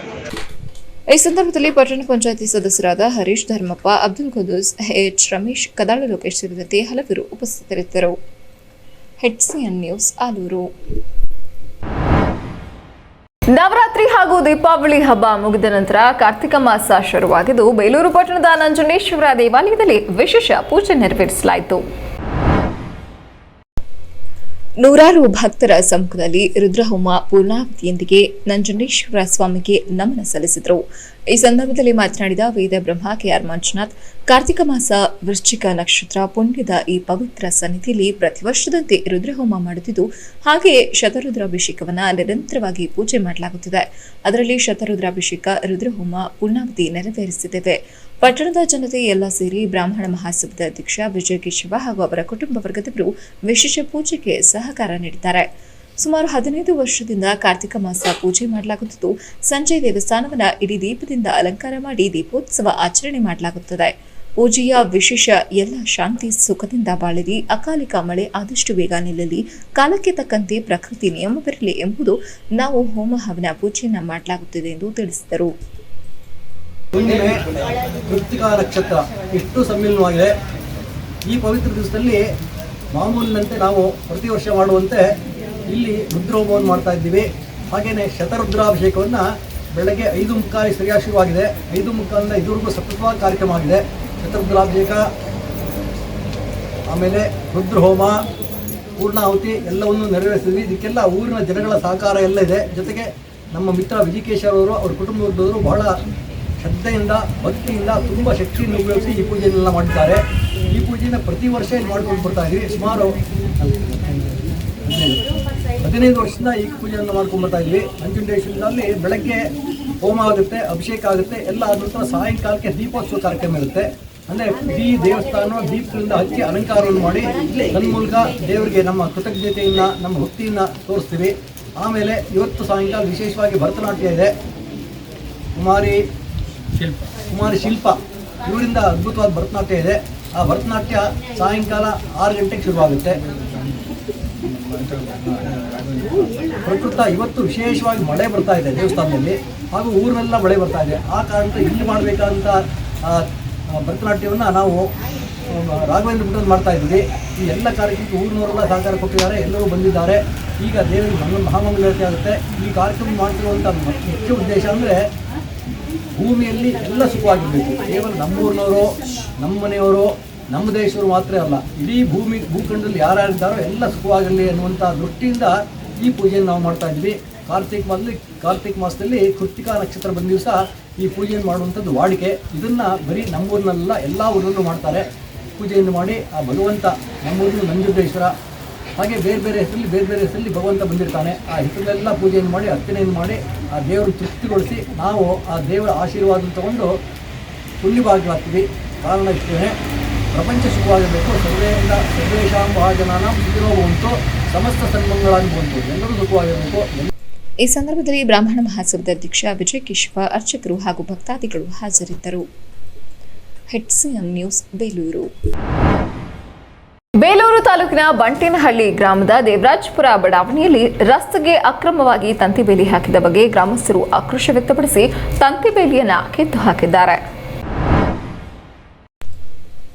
ಜನಸಂಪರ್ಕದ ಹಾಗೂ ಸತ್ಯಮ ದೇಗುಲಕ್ಕೆ ತೆರಳುವ ರಸ್ತೆಗೆ ರಾತ್ರೋರಾತ್ರಿ ಸರ್ಕಾರಿ ಆಸ್ತಿಯನ್ನ ಒತ್ತುವರಿ ನಡೆಸಿ ಅಕ್ರಮವಾಗಿ ತಂತಿ ಬೇಲಿ ಹಾಕಿಕೊಂಡು ನಿವಾಸಿಗಳಿಗೆ ತೊಂದರೆ ನೀಡುತ್ತಿದ್ದಾರೆ. ಈ ಘನ ಕಾರ್ಯಕ್ಕೆ ಗ್ರಾಮ ಪಂಚಾಯಿತಿ ಸದಸ್ಯರೊಬ್ಬರು ಕುಮ್ಮಕ್ಕು ನೀಡುವ ಮೂಲಕ ಸರ್ಕಾರಿ ಆಸ್ತಿ ಒತ್ತುವರಿ ನಡೆಯುತ್ತಿದೆ. ಈ ಬಗ್ಗೆ ಸಂಬಂಧಪಟ್ಟವರು ತಕ್ಷಣವೇ ಕ್ರಮ ಕೈಗೊಳ್ಳಬೇಕಿದೆ, ಇಲ್ಲವಾದರೆ ಹೋರಾಟ ಅನಿವಾರ್ಯವೆಂದು ಎಚ್ಚರಿಕೆ ನೀಡಿದ ಘಟನೆ ತಾಲೂಕಿನ ಬಂಟೇನಹಳ್ಳಿ ಗ್ರಾಮದಲ್ಲಿ ನಡೆದಿದೆ. ಬೇಲೂರು ಸಮೀಪದ ಬಂಟೇನಹಳ್ಳಿ ದೇವರಾಜಪುರ 2ನೇ ವಾರ್ಡ್ನಲ್ಲಿರುವ ಸತ್ಯಮ್ಮ ದೇಗುಲಕ್ಕೆ ತೆರಳುವ ರಸ್ತೆ ಹಾಗೂ ಜನಸಂಪರ್ಕಕ್ಕೆ ಪ್ರಮುಖವಾದ ರಸ್ತೆಯನ್ನ ಇಲ್ಲಿನ ಕೆಲವರು ತಮ್ಮ ಪ್ರಭಾವ ಬಳಸಿಕೊಂಡು ರಾತ್ರೋರಾತ್ರಿ ಒತ್ತುವರಿ ನಡೆಸಿ ಜನಸಂಚಾರದ ರಸ್ತೆಗೆ ತಂತಿ ಬೇಲಿ ಹಾಕಿದ್ದಾರೆ. ಈ ಬಗ್ಗೆ ಬಂಟೇನಹಳ್ಳಿ ಗ್ರಾಮ ಪಂಚಾಯಿತಿ ಅಭಿವೃದ್ಧಿ ಅಧಿಕಾರಿ ಸ್ಥಳ ಪರಿಶೀಲನೆ ನಡೆಸಿದ ಸಂದರ್ಭದಲ್ಲಿ ಅಕ್ರಮ ಬಯಲಾಗಿದ್ದು, ಕೂಡಲೇ ಗ್ರಾಮಸ್ಥರು ತಂತಿಬೇಲಿಯನ್ನು ಕಿತ್ತೊಗೆಸಿದು ಪ್ರತಿಭಟನೆ ನಡೆಸಿ ಸರ್ಕಾರಿ ಆಸ್ತಿಯನ್ನು ಉಳಿಸುವಂತೆ ಪ್ರತಿಭಟನೆ ನಡೆಸಿದರು. ಪ್ರತಿಭಟನೆಯನ್ನ ಉದ್ದೇಶಿಸಿ ಮಾತನಾಡಿದ ಬಂಟೇನಹಳ್ಳಿ ಗ್ರಾಮ ಪಂಚಾಯಿತಿ ಮಾಜಿ ಸದಸ್ಯ ಮಂಜುನಾಥ್, ಇದೇ ಗ್ರಾಮದಲ್ಲಿ ಬಹುವರ್ಷಗಳಿಂದ ತಮಿಳರು, ಬೋವಿಗಳು ಮತ್ತು ಶಿಲ್ಲೆಖ್ಯಾತ ಜನಾಂಗದವರಿಗೆ ಅಗತ್ಯ ನಿವೇಶನಗಳು ಇಲ್ಲದೆ ವಾಸ ಮಾಡುತ್ತಿದ್ದಾರೆ. ಆದರೆ ಗ್ರಾಮ ಪಂಚಾಯಿತಿಗೆ ಆಯ್ಕೆಯಾದ ವ್ಯಕ್ತಿ ಗ್ರಾಮಕ್ಕೆ ರಸ್ತೆ, ಚರಂಡಿ ಸೇರಿದಂತೆ ಅಗತ್ಯ ಸೌಲಭ್ಯಗಳನ್ನು ಕಲ್ಪಿಸದೆ ಸರ್ಕಾರಿ ಆಸ್ತಿಯನ್ನ ಒತ್ತುವರಿಗೆ ಕುಮ್ಮಕ್ಕು ನೀಡುತ್ತಿದ್ದಾರೆ ಎಂದು ಆರೋಪಿಸಿದ ಅವರು, ಗ್ರಾಮ ಪಂಚಾಯಿತಿ ಸದಸ್ಯ ಟವರ್ ಮೇಲೆ ಹತ್ತಿ ಆತ್ಮಹತ್ಯೆ ಮಾಡಿಕೊಳ್ಳುವ ಬೆದರಿಕೆ ಹಾಕಿದ್ದು, ಸದ್ಯ ಬೇಲೂರು ಪೊಲೀಸ್ ಠಾಣೆಯಲ್ಲಿ ಇದರ ಬಗ್ಗೆ ಪ್ರಕರಣವನ್ನು ದಾಖಲಿಸಿದ್ದಾರೆ. ಆದರೂ ಕುಚೇಷ್ಟೆ ಬಿಡದ ಸದಸ್ಯ ಸಾರ್ವಜನಿಕರ ಆಸ್ತಿಯನ್ನ ಅಕ್ರಮವಾಗಿ ಉಳ್ಳವರಿಗೆ ದಾಖಲೆ ಪತ್ರ ತಯಾರು ಮಾಡುವ ಹುನ್ನಾರ ನಡೆಸುತ್ತಿದ್ದಾರೆ ಎಂದು ಗಂಭೀರ ಆರೋಪಿಸಿದರು. ಅವರು ತಕ್ಷಣವೇ ಸಂಬಂಧಪಟ್ಟ ಗ್ರಾಮ ಪಂಚಾಯಿತಿ, ತಾಲೂಕು ಪಂಚಾಯಿತಿ, ಜಿಲ್ಲಾ ಪಂಚಾಯಿತಿ ಹಾಗೂ ಇನ್ನಿತರರು ಕ್ರಮವಹಿಸಿ ಈತನ ಸದಸ್ಯತ್ವ ಸ್ಥಾನದಿಂದ ವಜಾಗೊಳಿಸಿ ಸರ್ಕಾರಿ ಆಸ್ತಿಯನ್ನ ಸಂರಕ್ಷಣೆ ಮಾಡಬೇಕು, ಇಲ್ಲವಾದರೆ ಮುಂದಿನ ದಿನದಲ್ಲಿ ಗ್ರಾಮ ಪಂಚಾಯಿತಿ, ತಾಲೂಕು ಪಂಚಾಯಿತಿ, ಜಿಲ್ಲಾಧಿಕಾರಿಗಳ ಕಚೇರಿ ಬಳಿ ಹಂತ ಹಂತವಾಗಿ ಪ್ರತಿಭಟನೆ ನಡೆಸಲು ನಾವುಗಳು ಮೀನಾಮೇಷ ಎಣಿಸುವುದಿಲ್ಲ ಎಂದು ಎಚ್ಚರಿಕೆ ನೀಡಿದರು. ಬಂಟೇನಹಳ್ಳಿ ಪಂಚಾಯತಿ ಮಂಜುನಾಥ 2ನೇ ವಾರ್ಡ್. ಇದು ಬಂಟೇನಹಳ್ಳಿ ಪಂಚಾಯತಿ ಬಂಟೇನಹಳ್ಳಿ ಪಂಚಾಯತಿ ಸರ್, ಇದು ವಾರ್ಡ್ ನಂಬರ್ 2. ಹೇಳಿ. ಆದ್ರೆ ಇಲ್ಲಿ ಜನಗಳು ಶಿಲ್ಲೆಖಾತ ಜನಾಂಗದವರು ಇದ್ದಾರೆ, ತಮಿಳಿಯನ್ಸ್ ಇದ್ದಾರೆ, ಇಲ್ಲೆಲ್ಲ ಕೂಲಿ ಕಾರ್ಮಿಕರು ಜಾಸ್ತಿ ಇರೋದಿಲ್ಲಿ. ಇವ್ರು ಯಾವ್ದೇ ರೀತಿ ಜಮೀನಿಲ್ಲ, ಆಸ್ತಿ ಇಲ್ಲ. ಒಬ್ಬ ಸದಸ್ಯನ ಗೆಲ್ಲಿಸ್ಬೇಕು ಅಂದ್ರೆ ಸರ್ ನಾವು ಕಷ್ಟಪಟ್ಟಿರ್ತೀವಿ, ಹೋರಾಟ ಮಾಡಿರ್ತೀವಿ.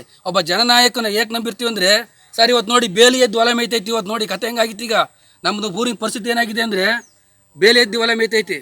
ಈಗ ನೋಡಿ ತಂತಿ ಕಂಬ ಜನಗಳಿಗೆ ಮಾಡ್ಕೊಡ್ಬೇಕಾದ್ ಬಡವರಿಗೆ ಮಾಡ್ಕೊಟ್ಟಿದ್ರೆ ನಮ್ಮ ಊರವರಿಗೆ ನಾವ್ ಯಾಕೆ ಕಾರಣಕ್ಕೆ ಈ ವಿಚಾರಕ್ಕೆ ಬರ್ತಿರಲ್ಲ. ನಾವು ಒಬ್ಬ ಬಡವ ಮಾಡ್ಕೊಡ್ತಾರೆ, ರೋಡ್ ಇನ್ನ ಅಡ್ಕಟ್ಟಿದ್ದಾರೆ, ತಂತಿ ಕಂಬ ಹಾಕ್ಸಿ ಡೈರೆಕ್ಟ್ ಓನರ್ ಕರ್ಕೊಂಡ್ ಬಂದ್ಬಿಟ್ಟು ಅವ್ರ ರೆಕಾರ್ಡ್ ಇದೆ ಕಣಮ್ಮ ಅಂತ ಹೇಳಿ ನೋಡಿ ಪಕ್ಕದ ಮನೆ ಬಾಳೆ ಗಿಡದ ಅಥವಾ ತಂತಿ ಒಳಿಕೆಲ್ಲ ಕಂಬ ತಗೊಂಡೋಗಿ ಹಾಕಿದ್ದಾರೆ. ಈಗ ಪಕ್ಕದವರಿಗೆಲ್ಲ ಪಾಪ ಗೊತ್ತಿಲ್ಲ, ಯಾರ್ದೋ ಸೈಟ್ನರ್ಸ್ ಟವರ್ನರ್ ಸೈಟ್ ಅಂತ ಅವ್ರು ತಿಳ್ಕೊಂಡಿದ್ದಾರೆ. ಅವ್ನಂತ ದಾಖಲಾತಿದ್ದನ್ ಪಂಚಾಯತಿ ಬರ್ಬೇಕು. ಇಲ್ಲಿ ಬಂದ್ ತಂತಿ ಕಂಬ ಹಾಕ್ಸ್ಬಿಟ್ಟು ಪೂರ್ತಿ ರೌಂಡ್ ಹಾಕ್ಸ್ಬಿಟ್ಟು ಇಲ್ಲಿ ತಂತಿ ಕಂಬ ಹಾಕ್ಸಿ ಜನಗಳಿಗೆ ತುಂಬಾ ಅನ್ಯಾಯ ಆಗಿದೆ ಸರ್. ಆ ಮನೆಯೆಲ್ಲ ಧ್ವಂಸ ಮಾಡಿಸಿವನು ಮೋಹನ್ ರಾಜ್ ಅನ್ನೋನು ಟವರ್ ಹತ್ತಿ ಆತ್ಮಹತ್ಯೆ ಮಾಡೋ ಪ್ರಯತ್ನ ಮಾಡ್ದ ಹಿಂದೆ. ಆ ಆತ್ಮಹತ್ಯೆ ಪ್ರಯತ್ನ ಮಾಡಿ ಅದೇ ಜನಗಳಿಗೆಲ್ಲ ಹೋಲಿಸಿ ಮನೆ ಹೋಲಿಸಿ ಏನು ಗೊತ್ತಿಲ್ಲ ಪಾಪದ ಜನಗಳಿಗೆ ಇವತ್ತು ಎಲೆಕ್ಷನ್ ಗ್ರಾಮ ಪಂಚಾಯತಿಗೋಸ್ಕರ ಆ ಜನಗಳ ಮನೆನ ಬಲಿ ಪಡೆದ ಎಲೆಕ್ಷನಿಗೋಸ್ಕರ. ಜನ ಇವನ ನಂಬಿ ನೆಚ್ಚಿ ಓಟ್ ಹಾಕಿದ್ರು ಸ್ವಾಮಿ.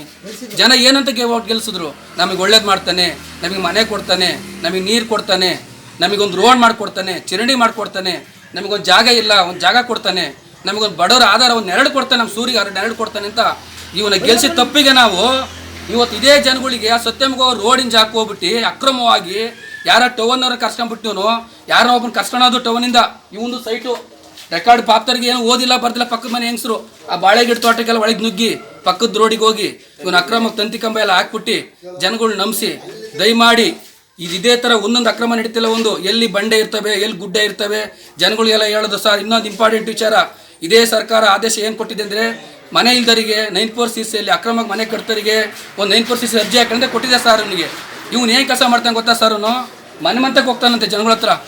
9/4 CC ಅರ್ಜಿ ಹಾಕಕ್ಕೆ 50 ರಿಂದ 60 ರೂಪಾಯಿ ಖರ್ಚಾಗುತ್ತೆ. ಪಂಚಾಯತಿ ಅಭಿವೃದ್ಧಿ ಅಧಿಕಾರಿ ದೃಢೀಕರಣ ಪತ್ರ ಕೊಡಪ್ಪ, ಅವ್ರೇನು ದುಡ್ಡೇನು ತಗೊಂತ ಇಲ್ಲ.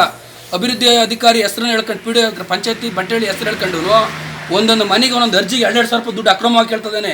ಇಂಥ ಸದಸ್ಯ ನಿಮಗೆ ಬೇಕಾ? ಇಂಥ ಸದಸ್ಯ ನಿಮಗೆ ಬೇಕಾ? ಇವನು ಸಂಬಂಧಪಟ್ಟ ಅಧಿಕಾರಿಗಳು ಕೂಡಲೇ ಕ್ರಮ ತಗೋಬೇಕು. ಇದು ಪಂಚಾಯತಿಗೆ ಹೇಳೋಣ ಅಂತ ಹೇಳಿದಕ್ಕೆ ಬೇಡ ನಾನೇ ಬರ್ತೀನಿ ಹಾಸನದಲ್ಲಿ ಇದ್ದೀನಿ ಅಂತ ಹೇಳಿ ಮೋಹನ್ ರಾಜ್ ಹೇಳ್ದ. ಆಯ್ತು ಅಂತ ಹೇಳ್ಬಿಟ್ಟು ಅವ್ನು ಬಂದ್ಮೇಲೆ ಅದೇನು ದಾಖಲಾತಿ ಐತೆ ನಾನೇ ತಗೊಂಡ್ಬಂದು ತೋರಿಸ್ತೀನಿ ಅಂತ ಹೇಳ್ದೆ. ನಮ್ಗೆ ಓದಕ್ಕೆ ಬರೋಕ್ಕಿಲ್ಲ. ಅವರು ಏನೋ ದಾಖಲಾತಿ ತಂದಿದ್ದಾರೆ, ಅವ್ರದ್ದು ಪಕ್ಕ ಐತೆ, ಹಾಕ್ಲಿ ಬಿಡಿ ಅಂತ ಹೇಳಿ ಮೋಹನ್ ರಾಜ್ ಹಾಕ್ಲಿ ಬಿಡಿ ಅಂತ ಹೇಳಿದ್ರು. ಮೋಹನ್ ರಾಜ್ ಅಂತ ಹೇಳಿ ಗ್ರಾಮ ಪಂಚಾಯತಿ ನಂಬರ್ ನಮ್ಮ ಜನಗಳಿಗೆ ಏನು ಹಾಕೊಡ್ದು ಕೂಡಲೇ ಕ್ರಮವಾಗಿ ಇವನ ಸದಸ್ಯವನ್ನ ಕಿತ್ತಾಕ್ಬೇಕು. ಇವನು ಸದ್ಯಕ್ಕೆ ರಾಜೀನಾಮೆ ಕೊಡಬೇಕು. ಈ ಸಂದರ್ಭದಲ್ಲಿ ಗ್ರಾಮಸ್ಥರಾದ ಸತೀಶ್, ಸುರೇಶ್, ಚಂದ್ರಶೇಖರ್, ರಾಜೇಶ್, ಲತಾ ಸೇರಿದಂತೆ 10 ಗ್ರಾಮಸ್ಥರು ಪ್ರತಿಭಟನೆಯಲ್ಲಿ ಭಾಗವಹಿಸಿದ್ದರು. HCN news, Belur. ಶ್ರವಣಬೆಳಗೊಳ ತಾಲೂಕಿನಲ್ಲಿ ಉತ್ತಮ ರಾಗಿ ಫಸಲು ನಿರೀಕ್ಷಿಸಿದ್ದ ರೈತರು ಸತತವಾಗಿ ಸುರಿಯುತ್ತಿರುವ ಮಳೆಯಿಂದಾಗಿ ಬೆಳೆ ಕಟಾವು ಮಾಡದೆ ಜಮೀನಿನಲ್ಲಿಯೇ ಬಿಟ್ಟಿದ್ದರಿಂದ ಕೊಳೆಯುವ ಸ್ಥಿತಿ ನಿರ್ಮಾಣವಾಗಿದೆ. ಚನ್ನರಾಯಪಟ್ಟಣ ತಾಲೂಕಿನಲ್ಲಿ ಕಟಾವಿಗೆ ಬಂದ ರಾಗಿ ಬೆಳೆ ಜಮೀನಿನಲ್ಲಿಯೇ ಮೊಳಕೆ ಬರುತ್ತಿರುವುದಕ್ಕೆ ರೈತರು ಕಂಗಾಲಾಗಿದ್ದಾರೆ. ಸಾಲ ಮಾಡಿ ಬೆಳೆದ ಫಸಲು ಬರದಂತಾಗಿದೆ. ಕೃಷಿ ಇಲಾಖೆ ಎಚ್ಚೆತ್ತುಕೊಂಡು ಪರಿಹಾರ ಒದಗಿಸಬೇಕು. ಈ ಸಾರಿಯ ಬೆಳೆ ಸಾಲವನ್ನಾದರೂ ಮನ್ನಾ ಮಾಡಬೇಕು ಎಂದು ರೈತ ಸಂಘದ ಅಧ್ಯಕ್ಷ ಮೀಸೆ ಮಂಜೇಗೌಡ ಒತ್ತಾಯಿಸಿದರು. ಮಳೆಯಿಂದಾಗಿ ಕೈಗೆ ಬಂದ ತುತ್ತು ಬಾಯಿಗೆ ಬರದಂತಾಗಿದೆ. ಕೃಷಿಗಾಗಿ ಮಾಡಿರುವ ಸಾಲವನ್ನು ತೀರಿಸುವುದು ಹೇಗೆ ಎಂದು ಪುಟ್ಟರಾಜು, ಜಗದೀಶ್, ನಾಗಮ್ಮ, ರವಿ ಹಾಗೂ ಧರಣೇಂದ್ರ ಪ್ರಶ್ನಿಸಿದ್ದಾರೆ. 3,500 ಹೆಕ್ಟೇರ್ ರಾಗಿ, 1,000 ಹೆಕ್ಟೇರ್ ಜೋಳ, 200 ಹೆಕ್ಟೇರ್ ಭತ್ತ ಬಿತ್ತನೆಯಾಗಿದೆ ಎಂದು ರೈತ ಸಂಪರ್ಕ ಕೇಂದ್ರದ ಸಹಾಯಕ ತಾಂತ್ರಿಕ ವ್ಯವಸ್ಥಾಪಕಿ ನಿಶ್ಚಿತ ಮಾಹಿತಿ ನೀಡಿದರು. ನೀವು ಅಧಿಕಾರಿಗಳು ಕರ್ಕೊಂಡು ಈ ತಾಲೂಕು ಜನ ಎಲ್ಲ ಸರ್ವೆ ಮಾಡಿ ರೈತರು ಮೆಚ್ಚದೆ ಭಾರಿ ಆಟ ಆಡ್ತಾ ಇದ್ದಾರೆ. ಮಳೆ ಭಯಂಕರ ಮಳೆವುದು ಆಗುವಾಗೆಲ್ಲ ರೈತರಿಗೆ ಭಾರಿ ತೊಂದರೆ ಆಗಿದೆ. ಅಧಿಕಾರಿ ಕರ್ಕೊಂಡು ಇಡೀ ತಾಲೂಕಲ್ಲಿ ಸರ್ವೆ ಮಾಡಿ ರೈತರಿಗೆ ನ್ಯಾಯ ಕೊಡಿಸ್ಬೇಕು ಅಂತೇಳಿ ಕರ್ನಾಟಕ ರಾಜ್ಯ ರೈತ ಸಂಘ, ನಾರಾಯಣ ರೆಡ್ಡಿ ಬಣ, ಹಾಸನ ಜಿಲ್ಲೆ ಮೀಸೆ ಮಂಜಣ್ಣವರು ಏನೋ ಒಂದು ರೈತರ ಬಗ್ಗೆ ಒಡನಾಡಿ ಇಟ್ಕೊಂಡು ಒಂದು ಕಾರ್ಯಕ್ರಮ ಹಾಕೊಂಡಿದ್ದಾರೆ. ಪ್ರತಿಯೊಬ್ಬರಿಗೆ ಅದಕ್ಕೆ ಸಂಬಂಧಪಟ್ಟ ಅಧಿಕಾರಿಗಳು ರೈತರಿಗೆ ಒಂದು ಕೇವಲ ಅಂದರೆ 25,000 ರೂಪಾಯಿ ಎಕರೆಗೆ ಕೊಡಬೇಕು ಅಂತ ಕರ್ನಾಟಕ ರಾಜ್ಯ ರೈತ ಸಂಘ ಒಂದು ಹೋರಾಟಕ್ಕೆ ಮಾಧ್ಯಮದ ಮುಂದೆ ಮಾತಾಡಿದ್ವಿ. ಆಗಿದೆ. ಈ ಕೂಡಲೇ ಕೃಷಿ ಇಲಾಖೆ, ತೋಟಗಾರಿಕೆ ಈ ಸಂಬಂಧಪಟ್ಟ ಅಧಿಕಾರಿಗಳೇ, ತಾಲೂಕು ದಂಡಾಧಿಕಾರಿಗಳೇ ಈ ರೈತನ ಬದುಕಿನ ಜೊತೆ ಸರ್ಕಾರ ಆಟ ಆಡ್ತಾಯಿದೆ.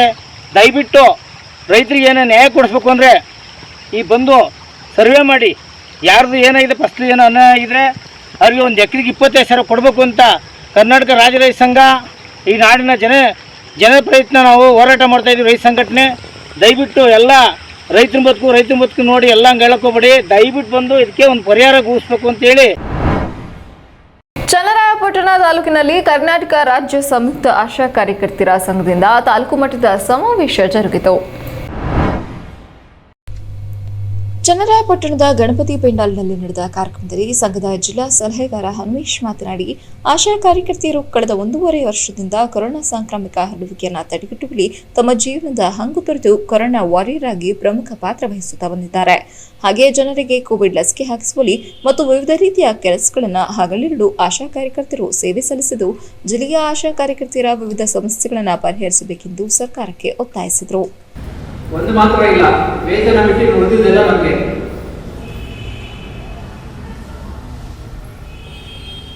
ಆ ಒಂದು ಏನು ಕೊರತೆ ಇದೆಯಲ್ಲ, ಇಂಥ ಒಂದು ಪರಿಸ್ಥಿತಿ ಎದುರಿಸ್ತಾ ಇದೀವಲ್ಲ, 4,000 ಸಂಬಳ ಕೊಟ್ಬಿಟ್ಟು ಇಡೀ ತಿಂಗಳು ಕತ್ತೆಗಳ ತರ ದುಡಿಸ್ಕೊಂತಿದ್ದಾರೆ. ಆಶಾಗಳು ಎಷ್ಟೋ ಜನ ಹೇಳ್ತಾರೆ, ನಮಗೆ ನಾವು ಈ ತರ ಕೆಲಸ ಇಲ್ಲ, ಈ ತರ ಮಾಡೋ ಕೆಲಸ ಎಲ್ಲಾ ಇಲಾಖೆ ಕೆಲಸ ಮಾಡ್ತಾ ಇದೀವಿ, ಡಿ ಗ್ರೂಪ್ ಕೆಲಸನ ಮಾಡ್ತಾ ಇದೀವಿ, ಕಸ ಗುಡ್ಸ ಕೆಲಸನ ಮಾಡ್ತಾ ಇದೀವಿ, ಎಲ್ಲಾ ಕೆಲಸ ಇರೋ ಏನ್ ಕೆಲಸ ಎಲ್ಲಾದ್ರೂ ಕೆಲಸ ಮಾಡಿಸ್ಕೊಡ್ತಾರೆ. ನಮ್ಮ ಹತ್ರ ಮಾಡಿಸ್ಕೊಂಡು ಎಲ್ಲಿಗೆ ಬರೀ ನಮ್ಮ ಕ್ಷೇತ್ರ ಅಷ್ಟೇ ಅಲ್ಲ, ನಮ್ಮ ಊರು ಬಿಟ್ಟು ಬೇರೆ ಊರಿಗೆ ಹೋಗಿ ಕೆಲಸ ಮಾಡಬೇಕು, ಟೌನಿಗೆ ಬಂದು ಕೆಲಸ ಮಾಡಬೇಕು, ಅಲ್ಲಿ ಸರ್ವೆ ಮಾಡಬೇಕು, ಈ ಸರ್ವೆ ಮಾಡಬೇಕು, ರಿಪೋರ್ಟ್ ಕೊಡಬೇಕು. ಕೋಮಲ್ ಅವರು ತುಂಬಾ ಚೆನ್ನಾಗಿ ಆಕ್ಚುಲಿ ಬಿಗಿನಿಂಗ್ ಕೋಮಲ್ ಅವರು ಏನ್ ಮಾತಾಡೋದು ಸರ್ ಅಂತ ಹಿಂಜರಿತಾ ಇದ್ರು, ಬಟ್ ಬಂದು ನಿಂತ್ಕೊಂಡು ತುಂಬಾ ಚೆನ್ನಾಗಿ ವಿಷಯಗಳನ್ನ ಮಂಡಿಸಿದ್ರು, ಹೇಳಿದ್ರು.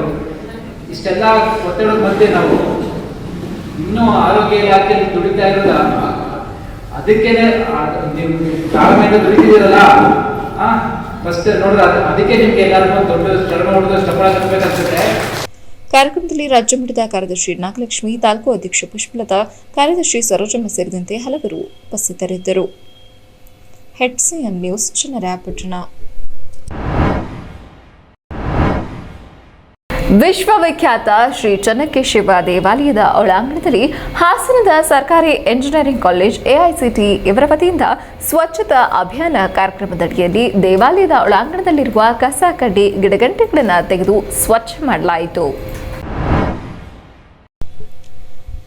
ಈ ಸಂದರ್ಭದಲ್ಲಿ ಮಾತನಾಡಿದ ಹಾಸನ ಕಾಲೇಜು ವಿದ್ಯಾರ್ಥಿ ಜಿತೇಂದ್ರ, ಈ ಕಾರ್ಯಕ್ರಮದ ಉದ್ದೇಶ ಏನೆಂದರೆ ಸರ್ಕಾರ ಕೇವಲ ವಿದ್ಯಾರ್ಥಿಗಳಿಗೆ ಓದುವ ಹವ್ಯಾಸ ಮಾತ್ರ ಬಳಸದೆ ಸಾಮಾಜಿಕವಾಗಿ ನಾವು ಸಮಾಜದಲ್ಲಿ ಹೇಗೆ ಬೆಳೆಯಬೇಕು, ತಮ್ಮದೇ ಆದ ಜವಾಬ್ದಾರಿಯನ್ನು ಹೇಗೆ ಬೆಳೆಸಿಕೊಳ್ಳಬೇಕು ಎಂದು AICTEಯಿಂದ ನಮಗೆ ಒಂದು ಪ್ರಾಜೆಕ್ಟ್ ಕೊಟ್ಟಿದ್ದು ಅದರಲ್ಲಿ ನಾವು ಕೆಲಸ ಮಾಡಿದ ಅನುಭವಗಳನ್ನು ಹಂಚಿಕೊಳ್ಳಬೇಕು.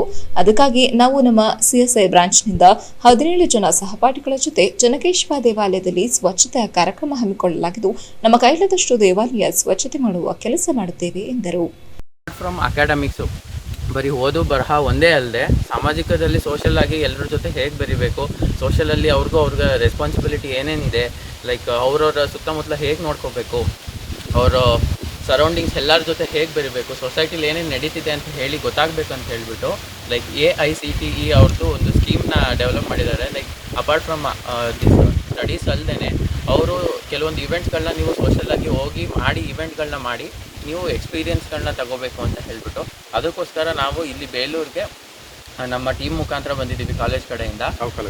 ಸರ್ ಗೌರ್ಮೆಂಟ್ ಇಂಜಿನಿಯರಿಂಗ್ ಕಾಲೇಜ್ ಹಾಸನಿಂದ. ಸರ್ ನಾವು CSE ಬ್ರಾಂಚ್ ಅವರು. ಸರ್ ನಾವು ನಮ್ಮ ಟೀಮು ಇಲ್ಲಿಗೆ ಬಂದು ಲೈಕ್ ಈ ಏನಿದೆ ಈ ಟೂರಿಸ್ಟ್ ಸ್ಪಾಟಲ್ಲಿ ಇಲ್ಲಿರೋ ಕ್ಲೀನ್ನೆಸ್ ಮಾಡಿ ಲೈಕ್ ನಮ್ಮ ಕೈಲಾದಷ್ಟು ನಾವು ಎಷ್ಟು ಸಹಾಯ ಮಾಡ್ಬೋದು ಕ್ಲೀನಿಂಗ್ಗೆ ಅದನ್ನು ಮಾಡಿ ನಮ್ಮ ಆ್ಯಕ್ಟಿವಿಟಿ ಮುಖಾಂತರ ಮುಗಿಸೋಣ ಅಂತ ಹೇಳಿ ಬಂದಿದ್ದೀವಿ.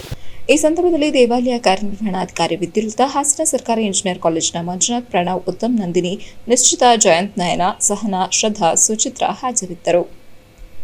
HCN news Belur. ಅರಕಲಗೂಡು ತಾಲೂಕಿನಲ್ಲಿ ನಿರಂತರವಾಗಿ ಸುರಿಯುತ್ತಿರುವ ಜಡಿಮಳೆಗೆ ಮಲಿಪಟ್ಟಣ ಹೋಬಳಿಯಲ್ಲಿ ಕಾಫಿ ಫಸಲು ಅಪಾರ ಪ್ರಮಾಣದಲ್ಲಿ ನೆಲಕುದುರಿ ಮಣ್ಣು ಪಾಲಾಗಿದ್ದು ಬೆಳೆಗಾರರಿಗೆ ದಿಕ್ಕು ತೋಚದಂತಾಗಿದೆ.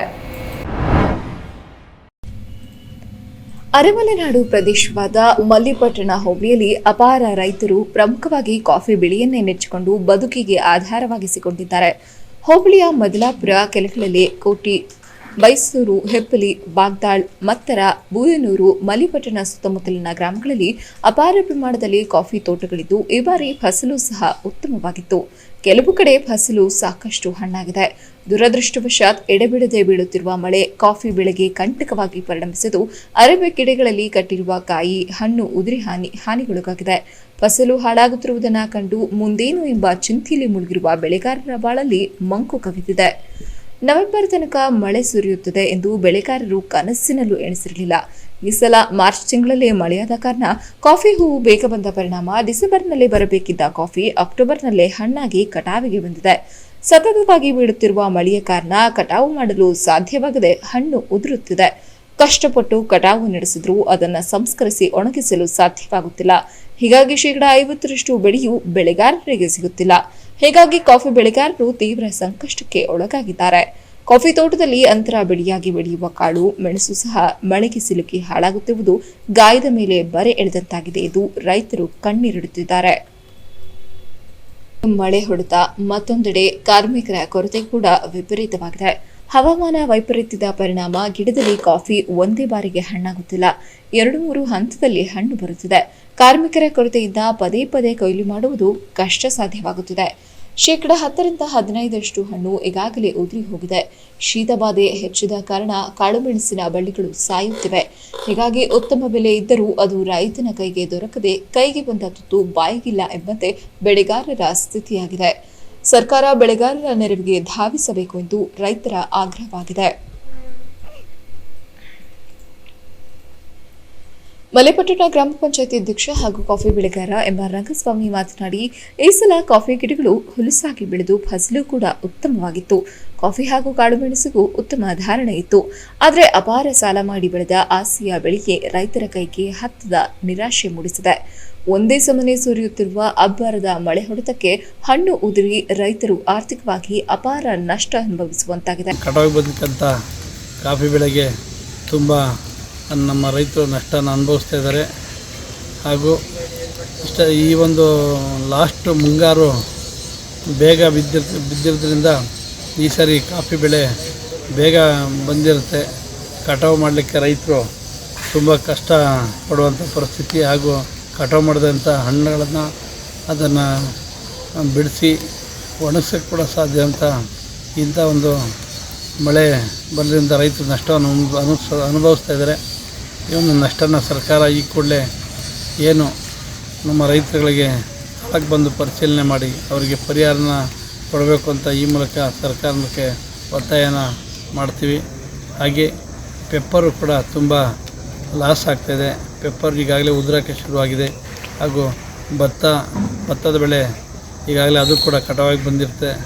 ಅದಕ್ಕೂ ಕೂಡ ರೈತರಿಗೆ ಲಾಸನ್ನು ಉಂಟು ಮಾಡ್ತಾಯಿದೆ ಈ ಮಳೆ. ಈಗಲೇ ಕೂಡಲೇ ನಮ್ಮ ಸರ್ಕಾರ ಭತ್ತ ಆಗಿರ್ಬೋದು, ಮೆಣಸಾಗಿರ್ಬೋದು, ಕಾಫಿ ಆಗಿರ್ಬೋದು, ಇದಕ್ಕೆಲ್ಲ ಪರಿಹಾರನ ಕೂಡಲೇ ಕೊಡಬೇಕು ಅಂತ ಈ ಮೂಲಕ ಕೇಳ್ಕೊಳ್ತೀವಿ. ತಹಸೀಲ್ದಾರ್ ಅವರು ಹೋಬಳಿಯ ಕಾಫಿ ಬೆಳೆ ಹಾನಿ ಪ್ರದೇಶಕ್ಕೆ ಭೇಟಿ ನೀಡಿ ಪರಿಶೀಲನೆ ನಡೆಸಿದ್ದಾರೆ. ಬೆಳೆಗಾರರಿಗೆ ಆದ ನಷ್ಟ ತುಂಬಿಕೊಡಲು ಸರ್ಕಾರ ಪರಿಹಾರ ಬಿಡುಗಡೆ ಮಾಡಿ ಬೆಳೆಗಾರರ ಸಂಕಷ್ಟಕ್ಕೆ ಸ್ಪಂದಿಸಬೇಕು ಎಂದು ಮನವಿ ಮಾಡಿದರು. ಝಾನ್ಸಿ ರಾಣಿ ಲಕ್ಷ್ಮೀಬಾಯಿ ಅವರ ಜನ್ಮದಿನದ ಅಂಗವಾಗಿ ರಾಷ್ಟ್ರಧರ್ಮ ಸಂಘಟನೆ ವತಿಯಿಂದ ಬೇಲೂರು ತಾಲೂಕು ಹಳೇಬೀಡು ಹೋಬಳಿ ರಾಜನ ಶಿರಿಯೂರು ಗ್ರಾಮದಲ್ಲಿ ಶುಕ್ರವಾರ ಹೆಣ್ಣು ಮಕ್ಕಳಿಗೆ ವಿಶೇಷ ಸ್ಪರ್ಧೆಗಳನ್ನು ಆಯೋಜಿಸಲಾಗಿತ್ತು. ಬೇಲೂರು ತಾಲೂಕಿನ ರಾಜನ ಶಿರಿಯೂರು ಗ್ರಾಮದ ಪ್ರೌಢಶಾಲೆಯ ಆವರಣದಲ್ಲಿ ನಡೆದ ಕಾರ್ಯಕ್ರಮದಲ್ಲಿ ಹೆಣ್ಣು ಮಕ್ಕಳಿಗೆ ಥ್ರೋಬಾಲ್, ಸ್ಕಿಪ್ಪಿಂಗ್, ರಂಗೋಲಿ ಬಿಡಿಸುವುದು ಮತ್ತು ಚರ್ಚಾ ಸ್ಪರ್ಧೆಗಳನ್ನು ಹಮ್ಮಿಕೊಳ್ಳಲಾಗಿತ್ತು. ಹೆಣ್ಣು ಮಕ್ಕಳು ವಿಶೇಷ ಉತ್ಸಾಹ ಮತ್ತು ಆಸಕ್ತಿಯಿಂದ ಸ್ಪರ್ಧೆಗಳಲ್ಲಿ ಭಾಗವಹಿಸಿದರು. ಕಾರ್ಯಕ್ರಮದ ಕೊನೆಯಲ್ಲಿ ಸ್ಪರ್ಧೆಗಳಲ್ಲಿ ವಿಜೇತರಾದವರಿಗೆ ಬಹುಮಾನ ವಿತರಿಸಲಾಯಿತು. ರಾಷ್ಟ್ರಧರ್ಮ ಸಂಘಟನೆ ಸಂಸ್ಥಾಪಕ ಸಂತೋಷ್ ಕೆಂಚಾಬ, ಶಾಲೆಯ ಶಿಕ್ಷಕ ವೃಂದ, ಊರಿನ ಹಿರಿಯರು, ಯುವಕರು ಪಾಲ್ಗೊಂಡಿದ್ದರು. ನಮ್ಮ ಸಂಪ್ರದಾಯದಲ್ಲಿ ಹಾಗೂ ನಮ್ಮ ಇತಿಹಾಸದಲ್ಲಿ 5,000 ವರ್ಷದ ಇತಿಹಾಸದಲ್ಲೂ ಕೂಡ ತಾವು ಗಮನಿಸಿದ್ರೆ ಯಾವ್ದಾರ ಒಂದು ದೇಶದಲ್ಲಿ ಮಹಿಳೆಯರಿಗೆ ಒಂದು ತಾಯಿಯ ಸ್ಥಾನ ಆಗಲಿ, ಒಂದು ವಿಶೇಷವಾದ ಸ್ಥಾನ ಕೊಟ್ಟಿರುವಂತ ಒಂದು ವಿಶೇಷವಾದ ಸಂಪ್ರದಾಯ ಹಾಗೂ ಸಂಸ್ಕೃತಿ ಯಾವ್ದಾರ ಒಂದು ದೇಶದಲ್ಲಿದೆ ಅಂದ್ರೆ ಅದು ನಮ್ಮ ಭಾರತ ದೇಶ. ಇಲ್ಲಿ ಸುಮಾರು ಜನ ಹಿರಿಯರಿದ್ದಾರೆ, ಗೃಹಿಣಿಯರು ಕೂಡ ಸುಮಾರು ಜನ ಇದ್ದಾರೆ. ಅವರಿಗೆ ಗೊತ್ತಿರುತ್ತೆ, ಯಾವ್ದಾರ ಒಂದು ಪೂಜೆಯಲ್ಲಿ ದಂಪತಿಗಳು ಸೇರಿ ಪೂಜೆ ಮಾಡಿದ್ರೆ ಮಾತ್ರ ಆ ಪೂಜೆ ಪೂರ್ಣ ಆಗುತ್ತೆ ಅನ್ನೋ ಒಂದು ನಂಬಿಕೆ ನಮ್ಮ ಸಂಪ್ರದಾಯದಲ್ಲಿ ಇದೆ. ಇವತ್ತು ನಮ್ಮ ದೇಶದಲ್ಲೂ ಕೂಡ ಅನೇಕ ಝಾನ್ಸಿ ರಾಣಿಗಳಿದ್ದಾರೆ. ಆವತ್ತು ಝಾನ್ಸಿ ರಾಣಿಗೆ ಆ ಸಮಯದಲ್ಲಿ ಯುದ್ಧ ಮಾಡುವ ಒಂದು ಸನ್ನಿವೇಶ ಇತ್ತು. ಇವತ್ತೆಲ್ಲೂ ಯುದ್ಧ ಆಗಲ್ಲ, ಇವತ್ತೆಲ್ಲ ಬಟನ್ ಅಲ್ಲೇ ಯುದ್ಧ ಆಗುತ್ತೆ. ಇವತ್ತು ಕೂಡ ಯುದ್ಧದಲ್ಲೂ ಕೂಡ ಅನೇಕ ಮಹಿಳೆಯರು ಆರ್ಮಿಯಲ್ಲಿ, ನೇವಿಯಲ್ಲಿ ಅವರುಗಳು ಕೂಡ ಅವರ ವೀರತ್ವವನ್ನು ತೋರಿಸ್ತಾ ಇದ್ದಾರೆ. ತಮಗೆ ಗೊತ್ತಿದೆಯೋ ಗೊತ್ತಿಲ್ವೋ, ಏನು ಹೊಸದಾಗಿ ತಂದಿರೋ ರಫಾಲ್ ಜೆಟ್ಗಳ ಒಂದು ಏನು ನಮ್ಮ ದೇಶಕ್ಕೆ ಬಂದಿದೆಯಲ್ಲ, ಅದರಲ್ಲೂ ಕೂಡ ಒಂದು ಬರೀ ಮಹಿಳೆಯರ ಪಡೆಯು ಕೂಡ ಶುರುವಾಗಿದೆ.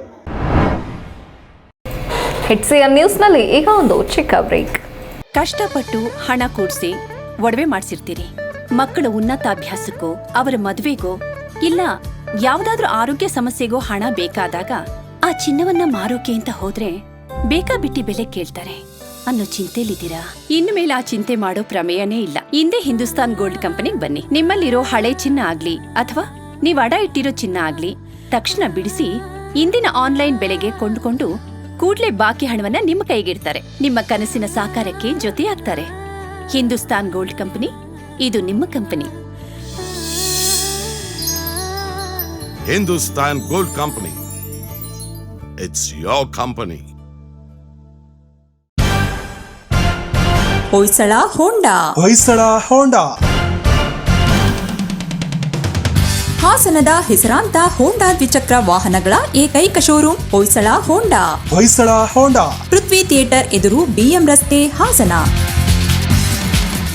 ನಮ್ಮಲ್ಲಿ Honda Activa 6G, Dio, Activa 125, Grazia ಸ್ಕೂಟರ್ಗಳು ಮತ್ತು CB Shine 125, SP 125, Unicorn, X Blade, Livo ಮತ್ತು CD 110 ಮೋಟಾರ್ ಸೈಕಲ್ಗಳು ದೊರೆಯುತ್ತವೆ. ಈಗ ನಿಮ್ಮ ನೆಚ್ಚಿನ ಹೋಂಡಾ ವಾಹನಗಳ ಖರೀದಿಗಾಗಿ ಪಾವತಿಸಿ ಕೇವಲ 5,555 ರೂಪಾಯಿ. ಮತ್ತು ನಿಮ್ಮ ನೆಚ್ಚಿನ ಹೋಂಡಾ CD 110 ಖರೀದಿಯೊಂದಿಗೆ ಪಡೆಯಿರಿ ಉಚಿತ ಬೆಳ್ಳಿ ನಾಣ್ಯ. ನಮ್ಮಲ್ಲಿ ಅತ್ಯುತ್ತಮ ಗ್ರಾಹಕ ಸೇವೆ ಹೊಂದಿರುವ SDFC, ICICI, Muthoot, Indus end ಮತ್ತು ಶ್ರೀರಾಮ್ ಫೈನಾನ್ಸ್ ಗಳ ವತಿಯಿಂದ ಕನಿಷ್ಠ ಬಡ್ಡಿ ದರದಲ್ಲಿ ಸಾಲ ಸೌಲಭ್ಯ ದೊರೆಯುತ್ತದೆ.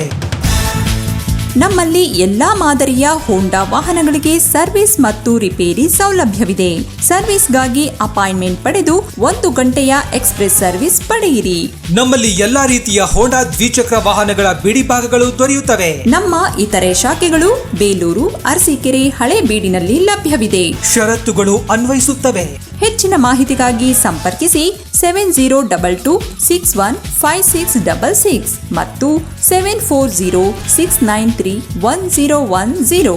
ಕೋವಿಡ್-19 ಕೊರೋನಾ ವಿರುದ್ಧದ ಹೋರಾಟಕ್ಕಾಗಿ ಎಲ್ಲಾ ರೀತಿಯ ಮುಂಜಾಗ್ರತಾ ಕ್ರಮವನ್ನ ಪಾಲಿಸುತ್ತಿದ್ದೇವೆ. Hotel new star veg and non veg restaurant, Subhash square, Hassan. ಹಾಸನದ ಜನತೆಗೆ ಸುಮಾರು 44 ವರ್ಷಗಳಿಂದ ಗ್ರಾಹಕರಿಗೆ ಉತ್ತಮ ಸೇವೆ ಸಲ್ಲಿಸುತ್ತಾ ಬಂದಿರುವ ಹೋಟೆಲ್ ನ್ಯೂ ಸ್ಟಾರ್. ಶುಚಿಗೆ ರುಚಿಗೆ ಮತ್ತೊಂದು ಹೆಸರು ಹೋಟೆಲ್ ನ್ಯೂ ಸ್ಟಾರ್. ನಮ್ಮಲ್ಲಿ ರುಚಿಯಾದ chicken dum biryani, mutton dum biryani, chicken kebab, tandoori chicken, mutton fry, fish fry, kebab ಮತ್ತು ರೋಟಿ, ದಾಲ್ ಫ್ರೈ, ತಂಪಾದ ಪಾನೀಯಗಳು ದೊರೆಯುತ್ತವೆ. ಹೋಟೆಲ್ ನ್ಯೂ ಸ್ಟಾರ್ನ ಮತ್ತೊಂದು ಕೊಡುಗೆ ವೆಜ್ ಪ್ರಿಯರಿಗೆ ಪ್ರತ್ಯೇಕವಾಗಿ ಪ್ರಾರಂಭಿಸಲಾಗಿದೆ. ಬೆಳಗಿನ ಉಪಹಾರದಲ್ಲಿ ಬಿಸಿ ಬಿಸಿ ಕಾಫಿಯೊಂದಿಗೆ ಇಡ್ಲಿ, ದೋಸೆ, ರೈಸ್ ಬಾತ್, ಚೌಚೌ ಬಾತ್, ಮಧ್ಯಾಹ್ನ ಶುದ್ಧ ಸಸ್ಯಾಹಾರಿ ಭೋಜನ ಮತ್ತು ತಾಜಾ ಹಣ್ಣಿನ ಜ್ಯೂಸ್, ಎಲ್ಲಾ ವಿಧದ ಐಸ್ ಕ್ರೀಮ್ಗಳು ದೊರೆಯುತ್ತದೆ. ಬನ್ನಿ, ಕುಟುಂಬದ ಸಮೇತರಾಗಿ ವೆಜ್ ಮತ್ತು ನಾನ್ ವೆಜ್ ಭೋಜನ ಸವಿಯಲು ಭೇಟಿ ಕೊಡಿ. Hotel new star veg and non veg restaurant, Subhash square, Haasan.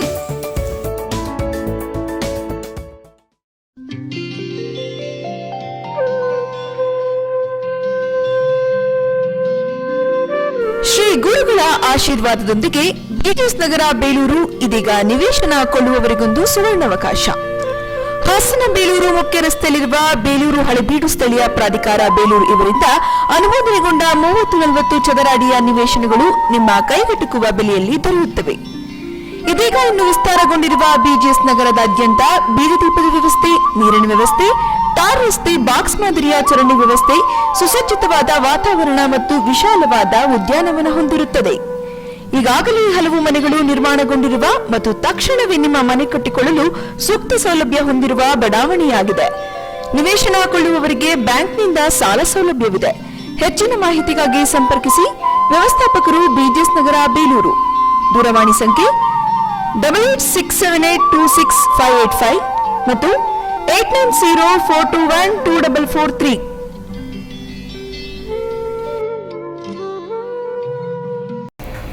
Break ನಂತರ HCN ನ್ಯೂಸ್ಗೆ ಮತ್ತೊಮ್ಮೆ ಸ್ವಾಗತ.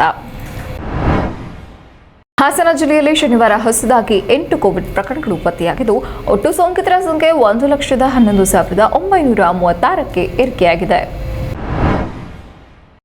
ಹಾಸನ ಕೋವಿಡ್ ಜಿಲ್ಲಾಸ್ಪತ್ರೆ ಮತ್ತು ಕೋವಿಡ್ ಕೇರ್ ಸೆಂಟರ್ನಲ್ಲಿ 86 ಸಕ್ರಿಯ ಸೋಂಕಿತರು ಚಿಕಿತ್ಸೆ ಪಡೆಯುತ್ತಿದ್ದು, ತೀವ್ರ ನಿಗಾ ಘಟಕದಲ್ಲಿ 3 ಸೋಂಕಿತರು ಚಿಕಿತ್ಸೆ ಪಡೆಯುತ್ತಿದ್ದಾರೆ. ಮೃತರ ಸಂಖ್ಯೆ ಒಟ್ಟು 1,377 ಆಗಿದೆ ಎಂದು ಜಿಲ್ಲಾ ಆರೋಗ್ಯ ಮತ್ತು ಕುಟುಂಬ ಕಲ್ಯಾಣಾಧಿಕಾರಿ ಡಾ ಸತೀಶ್ ತಿಳಿಸಿದ್ದಾರೆ. ಪತ್ತೆಯಾದ ಕೊರೋನಾ ಪ್ರಕರಣಗಳಲ್ಲಿ ಅರಕಲಗೂಡು 2, ಅರಸೀಕೆರೆ 1, ಚನ್ನರಾಯಪಟ್ಟಣ 2, ಹಾಸನ 3 ಸೇರಿ ಒಟ್ಟು 8 ಆಗಿದೆ ಎಂದು ವಿವರಿಸಿದರು. HCN news Hassan. ಈಗ ಸಂಕ್ಷಿಪ್ತ ಸುದ್ದಿಗಳು. ಅರಕಲಗೂಡು ತಾಲೂಕು ರಾಮನಾಥಪುರ ಹೋಬಳಿಯಲ್ಲಿ ಸುರಿಯುತ್ತಿರುವ ಮಳೆಯಿಂದಾಗಿ ಮನೆಗಳಿಗೆ ಹಾನಿಯುಂಟಾಗಿದ್ದರ ಪರಿಣಾಮ ರಾಮನಾಥಪುರ ಹೋಬಳಿಯ ಗ್ರಾಮಗಳಿಗೆ ಸದರಿ ವೃತ್ತದ ಗ್ರಾಮ ಲೆಕ್ಕಾಧಿಕಾರಿಗಳ ಜೊತೆ ರಾಜಸ್ವ ನಿರೀಕ್ಷಕ ಸಿ ಸ್ವಾಮಿ ಭೇಟಿ ನೀಡಿ ಮಾತನಾಡಿದರು. ರಾಮನಾಥಪುರ ಹೋಬಳಿಯಲ್ಲಿ ಸತತವಾಗಿ ಭಾರೀ ಮಳೆ ಬೀಳುತ್ತಿದ್ದು, ರಾಮನಾಥಪುರ ಹೋಬಳಿಯಲ್ಲಿ ಇದುವರೆಗೂ ಸುಮಾರು 70 ಮನೆಗಳಿಗೆ ಹಾನಿಯಾಗಿದ್ದು, ಇದುವರೆಗೆ 60ಕ್ಕೂ ಹೆಚ್ಚು ಕಡತಗಳನ್ನು ತಯಾರಿಸಿ ಪರಿಹಾರ ನೀಡುವ ಸಲುವಾಗಿ ತಾಲೂಕು ಕಚೇರಿಗೆ ನೀಡಿದ್ದು, ಉಳಿದ ಕಡತಗಳನ್ನು ತಯಾರಿಸಿ ವರದಿ ನೀಡಲಾಗುವುದು ಎಂದು ತಿಳಿಸಿದರು.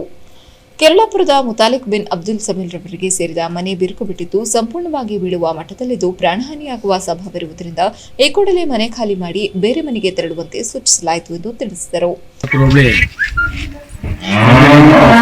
ಭಾರಿ ಮಳೆಗೆ ಸುಮಾರು ರಾಮನಾಥಪುರ ಹೋಬಳಿಯಲ್ಲಿ ಸುಮಾರು 60ರಿಂದ 70 ಮನೆ ಇವತ್ತು ಹಾನಿಯಾಗಿವೆ. ಇವತ್ತು 60 ಕಡತಗಳನ್ನ ನಾವು ತಾಲೂಕು ಕಚೇರಿ ಕಳಿಸಿದ್ವಿ ಪರಿಹಾರಕ್ಕೋಸ್ಕರ. ಮತ್ತಿನ್ನು ಈಗ ಮೊನ್ನೆ ಬಿದ್ದಿರೋಂಥ ಮಳೆಯಲ್ಲಿ ಸುಮಾರು ಮನೆ ಬೀಳ್ತವೆ. ಎಲ್ಲ ಊರಲ್ಲಿ ಇವತ್ತು ಪರಿಶೀಲನೆ ಮಾಡ್ತಾ ಇದೀವಿ. ಅವನ್ನ ಕಡತ ತಯಾರಿಸ್ಬಿಟ್ಟು ಈ ಸಂದರ್ಭದಲ್ಲಿ ಗ್ರಾಮ ಲೆಕ್ಕಾಧಿಕಾರಿಗಳಾದ ಯಾದವ್, ಉಮೇಶ್ ಪೂಜಾರಿ, ಮದನ್ ಹಾಗೂ ಗ್ರಾಮಸ್ಥರು ಹಾಜರಿದ್ದರು. HCN news Arkalgud. ಕೊನೆಯಲ್ಲಿ ಮತ್ತೊಮ್ಮೆ ಮುಖ್ಯಾಂಶಗಳು. ಜಿಲ್ಲೆಯಲ್ಲಿ ವಿಧಾನ ಪರಿಷತ್ ಚುನಾವಣಾ ಪ್ರಚಾರ ಆರಂಭಿಸಿದ ಬಿಜೆಪಿ. ಮಾಜಿ ಶಾಸಕ ಎಚ್ಎಂ ವಿಶ್ವನಾಥ್ಗೆ ಟಿಕೆಟ್. ಸ್ಥಳೀಯ ಸಂಸ್ಥೆಗಳ ಸದಸ್ಯರಿಗೆ ಬೆಂಬಲಿಸಲು ಮನವಿ ಮಾಡಿದ ಅಭ್ಯರ್ಥಿ. ಹಂಸಲೇಖ ಹೇಳಿಕೆಗೆ ದಲಿತ ಸಂಘಟನೆಗಳಿಂದ ಬೆಂಬಲ. ಕೋಮುವಾದಿಗಳ ಟ್ರೋಲ್ಗೆ ಖಂಡನೆ. ಕ್ಷಮೆ ಕೇಳಿದ್ರೂ ಗಲಭೆ ಸರಿಯಲ್ಲ ಎಂದ ಭೀಮಾರ್ಮಿ. ಕೋರ್ಟ್ ಮೆಟ್ಟಲೇರಿದ್ದ ಕಾರ್ಲೆ ಗ್ರಾಮ ಪಂಚಾಯಿತಿ ಚುನಾವಣೆ ಪ್ರಕರಣ. ಚುನಾವಣಾಧಿಕಾರಿ ತಿರಸ್ಕರಿಸಿದ್ದ ಮತಗಳನ್ನ ನ್ಯಾಯಾಲಯದಲ್ಲಿ ಪಡೆದ ಹೇಮಲತಾ. ಸೋತು ಗೆದ್ದ ಜೆಡಿಎಸ್ ಅಭ್ಯರ್ಥಿಗೆ ನ್ಯಾಯ ಸಿಕ್ಕಿದೆ ಎಂದ ವಕೀಲ ಶ್ರೀಕಾಂತ್. ಇಷ್ಟೊತ್ತು ನೀವು ನೋಡಿದ್ದು ಹಾಸನದ ಸುದ್ದಿ ಅಂದ್ರೆ HCN ನ್ಯೂಸ್.